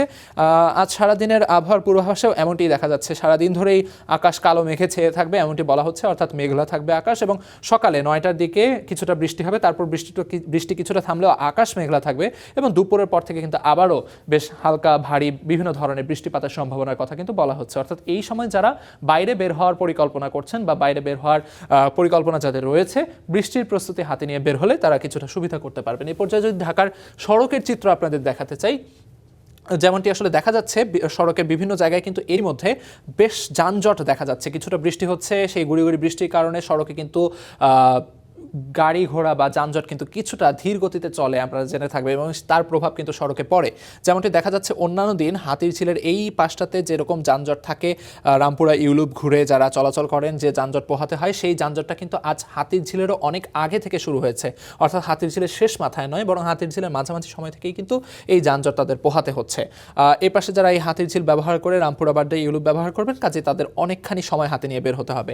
একই সঙ্গে এ পাশে আফতাবনগরের যে সড়কটি রয়েছে মেরাদিয়া কাঁচাবাজার সহ এই রামপুরার এপাশ দিয়েও কিন্তু বেশ যানজট দেখা যাচ্ছে, অর্থাৎ যানবাহনের বেশ চাপ রয়েছে, এবং বনশ্রীর এপাশটা তো পুরোপুরি যানজট অর্থাৎ যানবাহনের ঠাসা রয়েছে। অর্থাৎ এই সড়কটি যারা ব্যবহার করবেন তাদেরকে অনেকখানি সময় হাতে নিয়ে বের হতে হবে। একই সঙ্গে খিলগাঁওয়ের এই পাশটাতেও দেখা যাচ্ছে অতীশ দীপঙ্কর রোড, এ পাশটাতেও যানবাহনের চাপ ব্যাপক রয়েছে। অর্থাৎ যারা মগবাজার যে রেল ক্রসিং রয়েছে সেই রেল ক্রসিং পার হয়ে যারা এই পাশে খিলগাঁও সড়কটি ব্যবহার করবেন তাদের অনেক সময় হাতে নিয়ে বের হতে বলা হচ্ছে আজ। এবং এই পাশে যদি আমরা দেখতে চাই শাহবাগের এই পাশে কেমন জ্যাম রয়েছে বা যানজট রয়েছে, তেমন দেখা যাচ্ছে রমনা পার্কের এপাশ দিয়ে ঘুরে যারা শাহবাগ হয়ে চলাচল করবেন, এবং একই সঙ্গে শাহবাগ এপাশে যারা কাটাবন হয়ে শাহবাগ হয়ে চলাচল করবেন, দুই পাশ থেকেই কিন্তু প্রচুর যানবাহনের চাপ রয়েছে। এবং একই সঙ্গে কাজী নজরুল ইসলাম এভিনিউ, সেখানেও কিছুটা যানবাহনের চাপ রয়েছে। সার্ক ফোয়ারা হয়ে যারা চলাচল করবেন, এপাশে ফার্মগেটের এপাশে এসে ফার্মগেট থেকে শুরু করে এপাশে বিজয় সরণি পর্যন্ত পুরো রাস্তাটাই কিন্তু যানবাহনের ঠাসা এবং যানজট রয়েছে এই সড়কটিতে। একই সঙ্গে মহাখালী বাস টার্মিনালের এপাশে কিছুটা যানবাহনের চাপ রয়েছে, যানজট রয়েছে। তবে তুলনামূলকভাবে মিরপুর রোড কিন্তু অনেকাংশেই ফাঁকা দেখা যাচ্ছে। যারা শ্যামলী কল্যাণপুর হয়ে চলাচল করবেন কিছুটা স্বস্তি তারা এক্ষেত্রে পেয়ে থাকবেন। এবং এপাশে যদি আমরা বেগম রোকেয়া সরণির কথা বলি, যারা মিরপুর 10 থেকে বেগম রোকেয়া সরণি হয়ে বিজয় সরণির দিকে চলাচল করবেন তাদেরকে আসলে কাজীপাড়া শেওড়াপাড়া, বিশেষ করে শেওড়াপাড়ায় বেশ যানজট পোহাতে হবে। এছাড়া অন্যান্য অংশে তেমন যানজট নেই। মিরপুর 10 এই পাশটাতে কিছুটা যানবাহনের চাপ পোহাতে হবে, এবং মিরপুর 11তে বেশ ভালো রকমের যানজট কিন্তু রয়েছে। এবং সেই সঙ্গে দেখা যাচ্ছে এপাশে যারা মিরপুর 11 পার হয়ে উত্তরার এই সড়কটি ব্যবহার করবেন, অর্থাৎ মেট্রো রেল বরাবর যে সড়কটি চলে গেছে, এপাশে তাদের যানজট কিন্তু তেমন নেই। মোটামুটি এই ছিল আজকের যে ট্রাফিক আপডেট নিয়ে কথা বলছিলাম। কোথায় কোথায় যানজট রয়েছে তা দেখানোর চেষ্টা করছিলাম। অর্থাৎ যে সড়কগুলোতে যানজট রয়েছে সেগুলো এড়িয়ে চললে সময় বাঁচানো যাবে, তবে যদি বাধ্য হয়ে ব্যবহার করতে হয় সেক্ষেত্রে কিছুটা সময় হাতে নিয়ে বের হতে হবে। এবং সেই জায়গায় আসলে মনে রাখতে হবে সময়ের চেয়ে জীবনের মূল্য কিন্তু অনেক বেশি, এবং নিরাপদে সড়ক চলাচল অত্যন্ত গুরুত্বপূর্ণ। এ পর্যায়ে আমরা ফিরে যেতে চাই আমাদের মূল স্টুডিওতে। সেখানে আছেন আমাদের সহকর্মী রৌফ। আলিফ, আপনাকে অসংখ্য ধন্যবাদ। ট্রাফিক এবং ওয়েদার আপনি জানাচ্ছিলেন, আশা করছি দর্শকরা অনেকটা উপকৃত হয়েছেন। একটি হত্যাকাণ্ড, তার জেরে সহিংসতা। ফরিদপুরের আলফাডাঙ্গায় কাটছে না উত্তেজনা। কলেজ ছাত্র সুমন শেখ হত্যা মামলার 11 দিনও ধরা পড়েনি বেশিরভাগ আসামি। অপরদিকে সহিংসতায় জড়িতদের বিচার দাবি করেছে আসামি পক্ষ। পুলিশ বলছে জড়িত কাউকে ছাড় দেয়া হবে না। দেখতে দেখতে কেটে গেছে 11 দিন, কিন্তু ছেলে হারানোর সেই শোক এখনো কাটেনি। বাবা মায়ের সময় কাটছে কান্না আর আহাজারিতে। গেল 26শে জুন আলফাডাঙ্গায় কুপিয়ে হত্যা করা হয় কলেজ ছাত্র সুমন শেখকে। এ ঘটনায় 17 জনকে আসামি করে হয়েছে মামলা। তবে প্রধান অভিযুক্ত সহ বেশিরভাগ আসামি ধরাছোঁয়ার বাইরে। এতে ক্ষুব্ধ পরিবার। আমার বুকের সন্তান, ছোট সন্তান মেরে ফেলাইছে, যে মারা ফেলাইছে তার আমার যেরকম আঘাত লাগতেছে তাদের জন্য এরকম আঘাত লাগে, তাদের জন্য আমি পাই।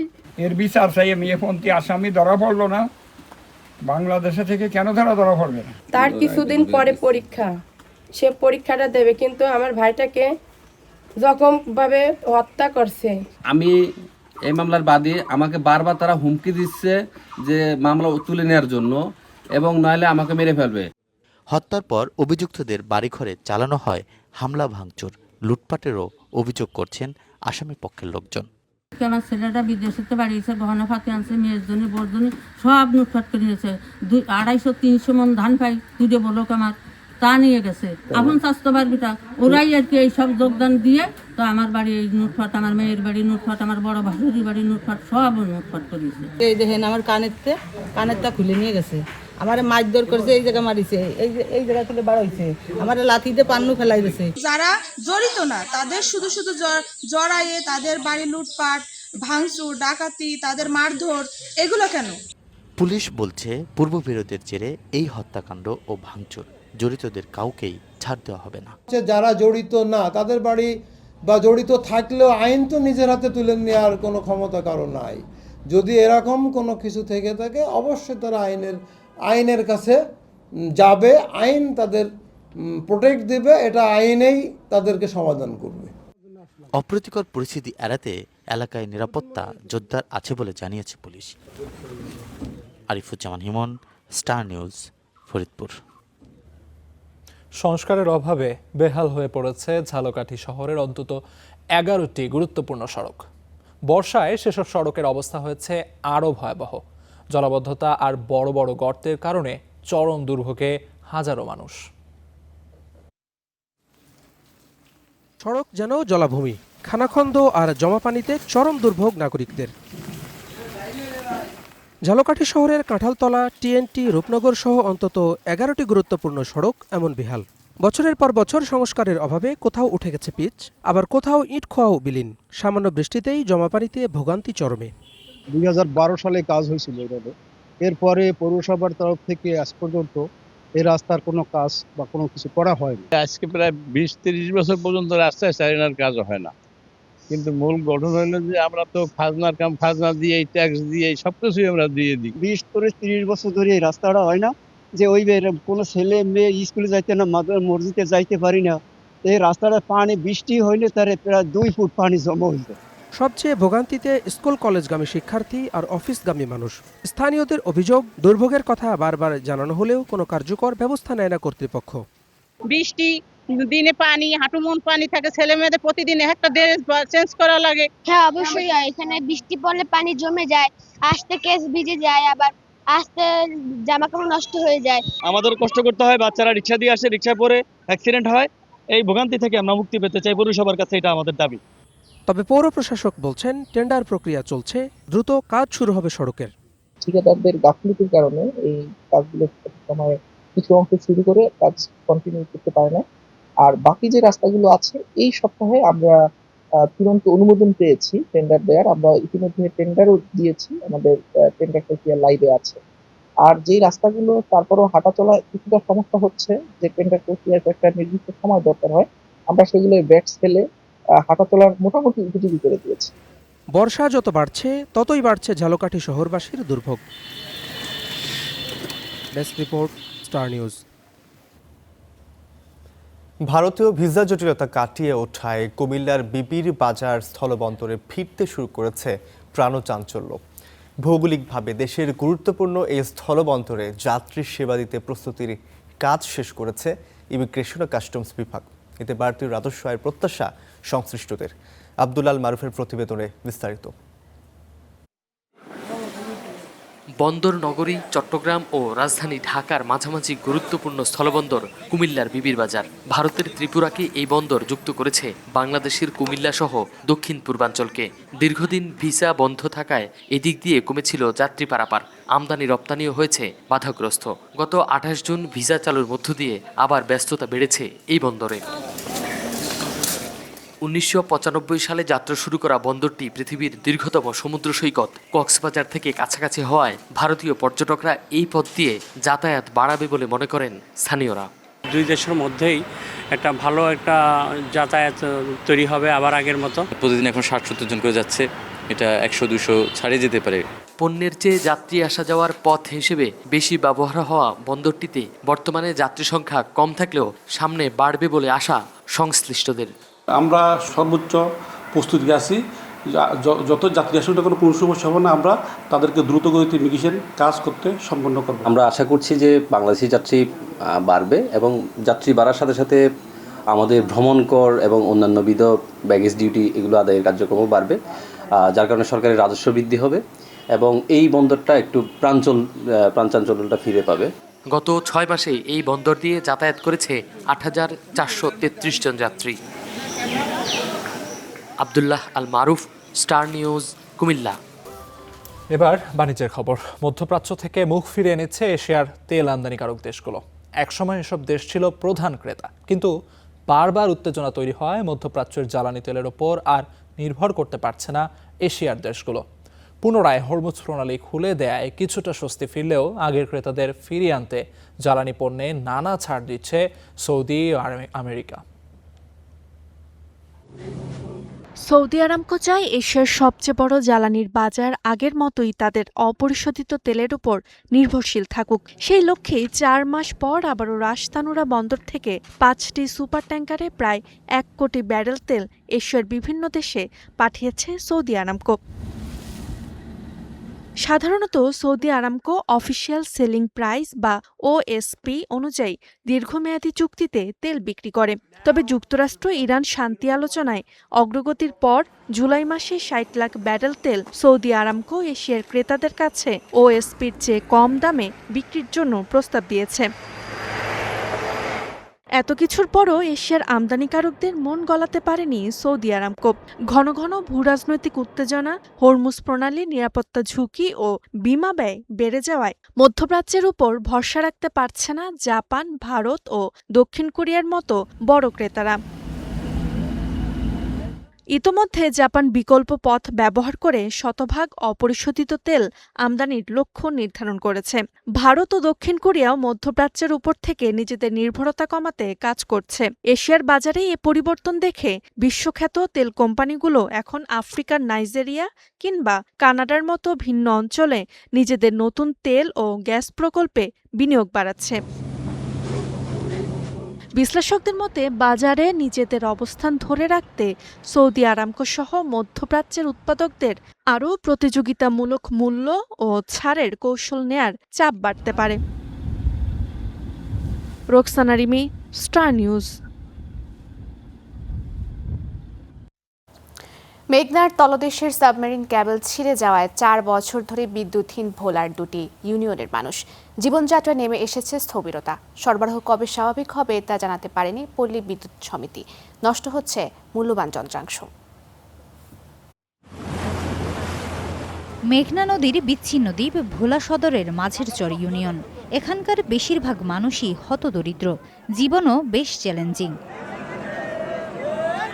এই এলাকায় নদীর তলদেশ দিয়ে সাবমেরিন ক্যাবলে যায় বিদ্যুৎ, আধার কেটে আসে আলো, লাগে দিন বদলের ছোঁয়া। নানা ধরনের ব্যবসায় জড়িয়ে পড়েন স্থানীয়রা, তৈরি হয় কর্মসংস্থান। তবে সেই আনন্দ এখন ফিকে। 4 বছর ধরে নেই বিদ্যুৎ। আমার এই যে ইলেকট্রিক মাল উঠাইছে দোকানে, ইলেকট্রিক মালও চলে না, এর বিদ্যুৎ নাই, এগুলা নিয়ে কি করবে? তারপর ফ্রিজ উঠাইছি, ফ্রিজও চলে না, এখন ফ্রিজ তো নষ্ট হয়ে যাওয়ার পর যায়। আমরা ভোলার নিকটবর্তী একটা চরে আমরা বিদ্যুৎ পাচ্ছি না। আমাদের লক্ষ লক্ষ টাকার মাল, এক একটা দোকানে 2 লক্ষ 3 লক্ষ টাকার মাল নষ্ট হয়ে যেতে। দীর্ঘ 4 বছর বিদ্যুৎ আমরা বিচ্ছিন্ন। আমাদের বাচ্চাদের পড়ালেখা করাতে খুব সমস্যা। বিদ্যুৎ না থাকার কারণে আমাদের অর্থনৈতিকভাবে অনেক আমরা ক্ষতিগ্রস্ত, কারণ আমরা হতদরিদ্র মানুষ। একই গল্প দৌলত খানের আরেক বিচ্ছিন্ন দ্বীপ মদনপুর ইউনিয়নের। বিদ্যুৎ না থাকায় থমকে গেছে জীবন, রাতের আধারই সঙ্গী। এমন প্ল্যান পড়তে বয়া ঘামে জ্বর করে বাইরে পড়ে যায়, ঘুমাইতে পারে না। তাইলে আমাদের যদি কারেন্টটা হইতো তাহলে আমাদের জনগণের জন্য অনেক ভালো হইতো। এই বিদ্যুতের সবই আছে চরে, কিন্তু আমাদের বিদ্যুৎ পাই না। আমরা ফ্রিজ কিনছি, টিভি কিনছি, মানে সবাই যার যা লাগবে সব কিনছি আমরা। নষ্ট হয়ে যাইতেছে বিদ্যুতের কারণে। ফ্যান আনছি, ফ্রিজ আনছি, এগুলা নষ্ট হয়ে যাইতেছে। 2021 সালের ডিসেম্বরে লাইটার জাহাজের নোঙরে ছিঁড়ে যায় 3টি সাবমেরিন ক্যাবলই। তারপর থেকেই নেই বিদ্যুৎ। এরপর কেটে গেছে 4 বছর, অচল পড়ে আছে যন্ত্রপাতি। যদিও সমস্যা নিরসনের চেষ্টা চলছে বলে দাবি বিদ্যুৎ বিভাগের। সাবমেরিন কেবল একবার বসানোর পরে আমরা ওই যে বললাম 2 মাসও টেকে নাই, তো এই কারণে আবার সাবমেরিন কেবল বসালে তো সেম সমস্যাই হবে। এখন পর্যন্ত আসলে আমরা কোনো পরিকল্পনা নিতে পারি নাই। তো তবে কাজ চলমান আছে, কিভাবে সেই জায়গায় বিদ্যুৎ দেওয়া যায় সেটা নিয়ে আমরা কাজ করতেছি। ভোলার ইউনিয়ন দুটিতে বসবাস প্রায় 15,000 মানুষের। Desk report, star news. 2025 সালে বিদেশে বাংলাদেশিদের বিনিয়োগ বেড়েছে প্রায় 67%। অন্যদিকে ওই বছর বিদেশি বিনিয়োগ এসেছে $2.25 বিলিয়ন, যা উগান্ডা ও ঘানার চেয়েও কম। জাতিসংঘের বাণিজ্য উন্নয়ন সংস্থা আংস্টারের প্রতিবেদনে উঠে এসেছে এই তথ্য। জুলাই আগস্ট গণঅভ্যুত্থানের পর বাংলাদেশের অর্থনীতির প্রকৃত চিত্র উঠে আসে, যেখানে দেশি বিদেশি বিনিয়োগ চিত্র সবচেয়ে প্রকট হয়ে দেখা দেয়। এমন এক পরিস্থিতিতে দেখা যাচ্ছে 2025 সালে অন্তর্বর্তী সরকারের সময় বাংলাদেশ থেকেই বিদেশে বিনিয়োগ গেছে $25 মিলিয়ন, যা আগের বছরের তুলনায় 67% বেশি। জাতিসংঘের বাণিজ্য ও উন্নয়ন সংস্থা আংটারের প্রতিবেদনে এই তথ্য উঠে এসেছে। এই ধরনের বিনিয়োগ কেন্দ্রীয় ব্যাংকের অননুমোদনের সাপেক্ষেই বিদেশে যায়। তবে এর বাইরে বহু অর্থ দেশ থেকে অনুমোদিত অবস্থায় যায়, যা পাচার হিসেবে বিবেচনা করা হয়। হাসিনা আমলে এমন পাচার করা অর্থের পরিমাণ $234 বিলিয়ন। তবে অন্তর্বর্তী সরকারের সময় গেল বছর শেষে সুইস ব্যাংকে বাংলাদেশিদের আমানত বেড়েছে 834 কোটি ফ্রা, যা এক বছরের ব্যবধানে বেড়েছে 41%। আর 2021 সালের পর এটি ছিল সর্বোচ্চ আমানত। ওই বছর সুইস ব্যাংকের বাংলাদেশিদের আমানত স্থিতি ছিল 871 মিলিয়ন ফ্রা। এদিকে আংটারের প্রতিবেদনে বলা হয় 2025 সাল শেষে বাংলাদেশে আসা বিদেশি বিনিয়োগের পরিমাণ ছিল প্রায় $1.8 বিলিয়ন, যা 2024 সালের চেয়ে বেড়েছে 44%-এরও বেশি। তবে এই বিনিয়োগের পরিমাণ আফ্রিকার দেশ উগান্ডা, ঘানা কিংবা কঙ্গোর চেয়েও কম। এদিকে বাংলাদেশ ব্যাংক মঙ্গলবার চলতি বছরের জানুয়ারি থেকে মার্চ সময়ের জন্য বিদেশি বিনিয়োগের তথ্য প্রকাশ করেছে, যেখানে দেখা যায় বছর ব্যবধানে চলতি বছরের প্রথম প্রান্তিকে নিট বিদেশি বিনিয়োগ প্রায় 44% কমেছে এবং পরিমাণ ছিল $447 মিলিয়ন। অন্যদিকে গেল বছরের অক্টোবর থেকে ডিসেম্বর প্রান্তিকের তুলনায় জানুয়ারি থেকে মার্চে বিদেশি বিনিয়োগ বেড়েছে 21%-এর মতো। Fahim Yusuf, star news. এবারে আন্তর্জাতিক প্রসঙ্গ। নজিরবিহীন বিদ্যুৎ সংকটে বিপর্যস্ত কিউবা। ধসে পড়েছে জাতীয় বিদ্যুৎ গ্রিড, ফলে পুরো দ্বীপ রাষ্ট্রটি এখন গভীর অন্ধকারে নিমজ্জিত। তীব্র গরম থেকে বাঁচতে সমুদ্রের তীরে বা রাস্তায় রাত পার করছেন সাধারণ মানুষ। তীব্র জ্বালানি সংকটের প্রভাব পড়েছে নানা খাতে। ওষুধ ও খাদ্য সংকট তীব্র আকার ধারণ করেছে। মার্কিন নিষেধাজ্ঞার কারণে ভেঙে পড়েছে বিদ্যুৎ ব্যবস্থা। জনমানবহীন চারপাশ, অন্ধকারে ঘরবাড়ি, রাস্তাঘাট। জাতীয় গ্রিড ধসে পড়ায় কিউবার রাজধানী এখন এক ভুতুড়ে নগরী। তীব্র গরমে হাঁসফাঁস মানুষের। কোনো উপায় না পেয়ে একটু বাতাসের খোঁজে সমুদ্রের তীরে জড়ো হয়েছেন হাভানার বাসিন্দারা। কিউবার জাতীয় বিদ্যুৎ ব্যবস্থা ভেঙে পড়া এখন যেন স্বাভাবিক বিষয় হয়ে গেছে। রাত 1টা, 2টা বা 4টা পর্যন্ত একটু বাতাসের আশায় আমরা এখানে বসে থাকি। অনেক সময় গরম আর মশার কারণে পুরো রাত এখানে ঘুমাতে হয়। বিদ্যুৎ ছাড়া এটাই এখন কিউবানদের জীবন। গ্রিড অপারেটর ইউএনই জানিয়েছে, হাসপাতাল ও খাদ্য উৎপাদন কেন্দ্রের মতো জরুরি সেবাগুলোতে ধীরগতিতে বিদ্যুৎ সরবরাহ চালুর চেষ্টা চলছে। তবে বিকেল পর্যন্ত মোট চাহিদার মাত্র 1% পূরণ করা সম্ভব হয়েছে। তবে জ্বালানি সংকটের কারণে আগের মতো বিদ্যুৎ সরবরাহ করা সম্ভব হচ্ছে না। এই মুহূর্তে মাইক্রোসিস্টেমগুলোর পরিস্থিতি আরও জটিল হয়ে উঠেছে, কারণ আমাদের বিতরণ ব্যবস্থায় পর্যাপ্ত জ্বালানি নেই। ফলে আগের মতো বিদ্যুৎ সরবরাহের সক্ষমতা তৈরি করতে পারছি না। গত অক্টোবর থেকে এই নিয়ে রেকর্ড 8মবারের মতো ব্ল্যাক আউটের শিকার হলো দেশটি। গ্রিড ধসে পড়ার আগেই দেশের প্রায় 2/3 এলাকা বিদ্যুৎহীন। বিদ্যুৎ না থাকায় অচল হয়ে পড়েছে যোগাযোগ ব্যবস্থাও। দীর্ঘদিনের জীর্ণ বিদ্যুৎ পরিকাঠামোর পাশাপাশি যুক্তরাষ্ট্রের আরোপ করা জ্বালানি অবরোধই কিউবাকে এই অন্ধকারের দিকে ঠেলে দিয়েছে বলে অভিযোগ বাসিন্দাদের। আমাদের এখানে কোনো বিদ্যুৎ নেই। ঘুম না হওয়ায় আমার চোখের নিচে কালি পড়ে গেছে। মুখ দেখলেই তা বোঝা যায়। পরিস্থিতি অত্যন্ত কঠিন, কিন্তু বাধ্য হয়ে আমাদের এই কষ্ট সহ্য করতে হচ্ছে। চলতি বছরের শুরুতে মার্কিন প্রেসিডেন্ট ডোনাল্ড ট্রাম্পের প্রশাসন ভেনেজুয়েলা ও মেক্সিকো থেকে কিউবায় তেল সরবরাহ বন্ধ করে দেয়। এমনকি কিউবাকে কোনো দেশ তেল দিলে তাদের ওপর চড়া শুল্ক আরোপের হুমকিও দিয়েছে ওয়াশিংটন। কাজী শাহরিন, স্টার নিউজ। ইরাকের নাজাফ ও কারবালায় ইরানের সাবেক সর্বোচ্চ নেতা আয়াতুল্লাহ খামেনির জানাজা ও শোকানুষ্ঠানের প্রস্তুতি। এদিকে যুদ্ধের পুরো সময় জুড়ে ইরানের প্রেসিডেন্ট সহ অধিকাংশ শীর্ষ নেতৃত্ব ছিলেন অনেকটাই আড়ালে, কিন্তু এখন একে একে প্রকাশ আসছেন ইরানের শীর্ষ নেতারা। তাহলে কি যুদ্ধ পরবর্তী ইরান নতুন রাজনৈতিক বার্তা দিতে চাইছে? যুক্তরাষ্ট্র ও ইসরায়েলের যুদ্ধের সময় নিরাপত্তার কারণে ইরানের শীর্ষ নেতৃত্বের প্রকাশ্য উপস্থিতি ছিল খুবই সীমিত, কিন্তু ইরানের সাবেক সর্বোচ্চ নেতা আলী খামেনির জানাজা ঘিরে সেই চিত্র বদলাতে শুরু করেছে। এরই মধ্যে ইরানের প্রেসিডেন্ট মাসুদ পেজেশকিয়ান ইরাকের নাজাফ ও কারবালায় শোকানুষ্ঠানে অংশ নিচ্ছেন বলেও জানা গেছে। যুদ্ধ শুরুর পর পাকিস্তানে একদিনের সফরে গেলেও এবার এটিই তার অন্যতম গুরুত্বপূর্ণ বিদেশ সফর। আবার তেহরানে খামেনির জানাজায় উপস্থিত হয়ে নজর কেড়েছেন সাবেক প্রেসিডেন্ট মাহমুদ আহমেদিনেজাদ। যুদ্ধের পর সামাজিক মাধ্যমসহ বিভিন্ন গণমাধ্যমেও তার মৃত্যুর গুঞ্জন ওঠে। ক্ষমতার কেন্দ্র থেকে অনেকটাই দূরে থাকা এই নেতার উপস্থিতি নিয়ে নতুন করে আলোচনা শুরু হয়েছে। বিশ্লেষকদের মতে এটি শুধু একটি জানাজা নয়, বরং দেশের অভ্যন্তরে রাজনৈতিক ঐক্য দেখানোর পাশাপাশি বিশ্বকে ইরানের নেতৃত্ব অটুট থাকার বার্তা। এখন পর্যন্ত সর্বোচ্চ নেতা মোজতাবা খামেনির দেখা না মিললেও জানাজায় সামরিক কমান্ডার, বিচার বিভাগের শীর্ষ কর্মকর্তা এবং বিভিন্ন রাজনৈতিক গোষ্ঠীর নেতাদের এক মঞ্চে দেখা যাচ্ছে। আবার অনেক বিশ্লেষকের মতে নেতাদের প্রকাশ্যে আসা মানেই নিরাপত্তা উদ্বেগ শেষ হয়ে গেছে এমনটা নয়, বরং ব্যাপক নিরাপত্তা ব্যবস্থার মধ্যেই এই কর্মসূচিগুলো পরিচালিত হচ্ছে।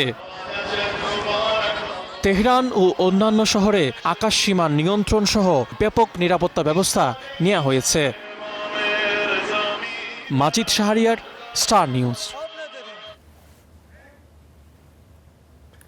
হরমুজ প্রণালীতে 3টি বাণিজ্যিক জাহাজে হামলার জেরে ফের ইরানের উপর বড় হামলা চালিয়েছে যুক্তরাষ্ট্র।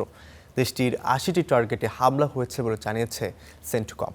ওয়াশিংটনের দাবি, যুদ্ধবিরতি লঙ্ঘন করে আন্তর্জাতিক নৌপথে হামলা চালিয়েছে তেহরান। তবে জাহাজে হামলাকে সন্দেহজনক আখ্যা দিয়ে ইরান বলছে এসব অভিযোগ ভিত্তিহীন, বরং সমঝোতা স্মারক লঙ্ঘন করে নতুন করে সংঘাত উস্কে দিচ্ছে যুক্তরাষ্ট্র। ইরানে ফের হামলা যুক্তরাষ্ট্রের। একের পর এক হামলায় কেঁপে ওঠে কেশম দ্বীপ, শিরিক এবং বন্দর আব্বাস। ইরানের আকাশ প্রতিরক্ষা ব্যবস্থা, উপকূলীয় নজরদারি কেন্দ্র, ভূমি থেকে আকাশে নিক্ষেপযোগ্য ক্ষেপণাস্ত্র, জাহাজ বিধ্বংসী ক্রুজ ক্ষেপণাস্ত্র এবং ড্রোন উৎক্ষেপণ কেন্দ্র লক্ষ্য করে চালানো হয়েছে হামলা। যুক্তরাষ্ট্রের অভিযোগ, হরমুজ প্রণালীতে জাহাজ চলাচল নিয়ন্ত্রণে চাপ সৃষ্টি করতেই এসব সক্ষমতা ব্যবহার করছিল তেহরান। তবে বেসামরিক স্থাপনায়ও হামলা চালিয়েছে ওয়াশিংটন। শিরিক বন্দরে হামলায় বেশ কয়েকজন বেসামরিক নাগরিক আহত হয়েছেন বলেও খবর পাওয়া গেছে।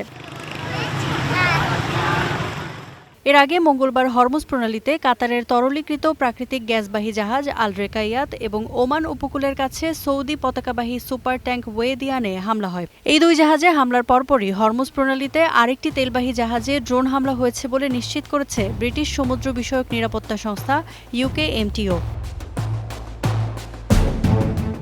জাহাজে হামলার জন্য সরাসরি ইরানকেই দায়ী করছে কাতার। দেশটিতে নিযুক্ত ইরানি রাষ্ট্রদূতকেও তলব করেছে তারা। হামলার নিন্দা জানিয়েছে সৌদি আরবও। এ ব্যাপারে ইরান এখনও কোনো মন্তব্য না করলেও যুক্তরাষ্ট্রের অভিযোগ, অন্তত 2টি জাহাজে তেহরানই হামলা চালিয়েছে। তার জবাবেই ইরানে যুক্তরাষ্ট্রের এই হামলা। শুধু হামলা করেই থামেনি ওয়াশিংটন।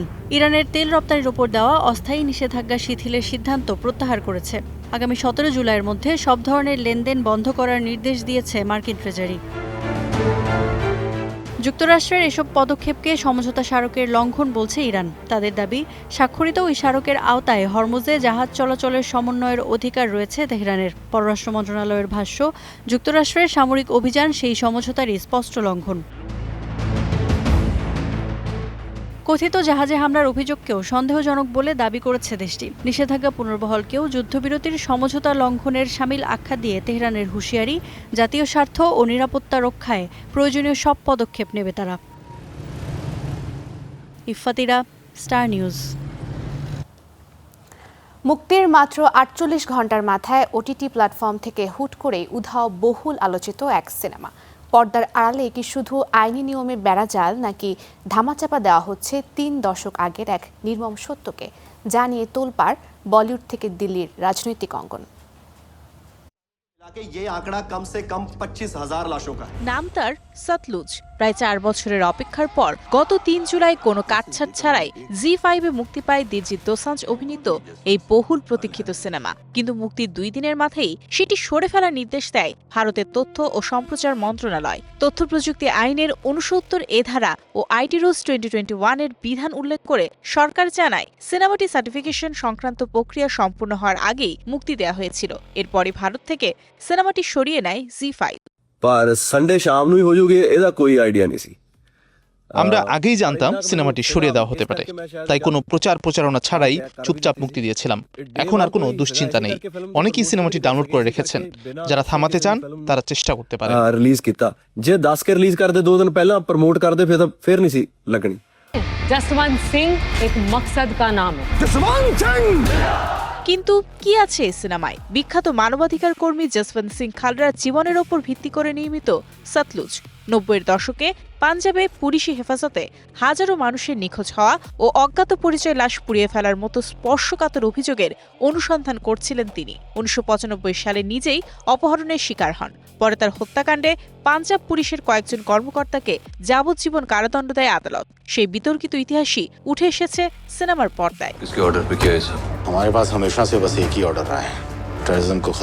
গেল 4 বছর ধরে সিনেমাটিকে আটকে রাখা হয়েছিল সেন্সরশিপের বেড়াচারে।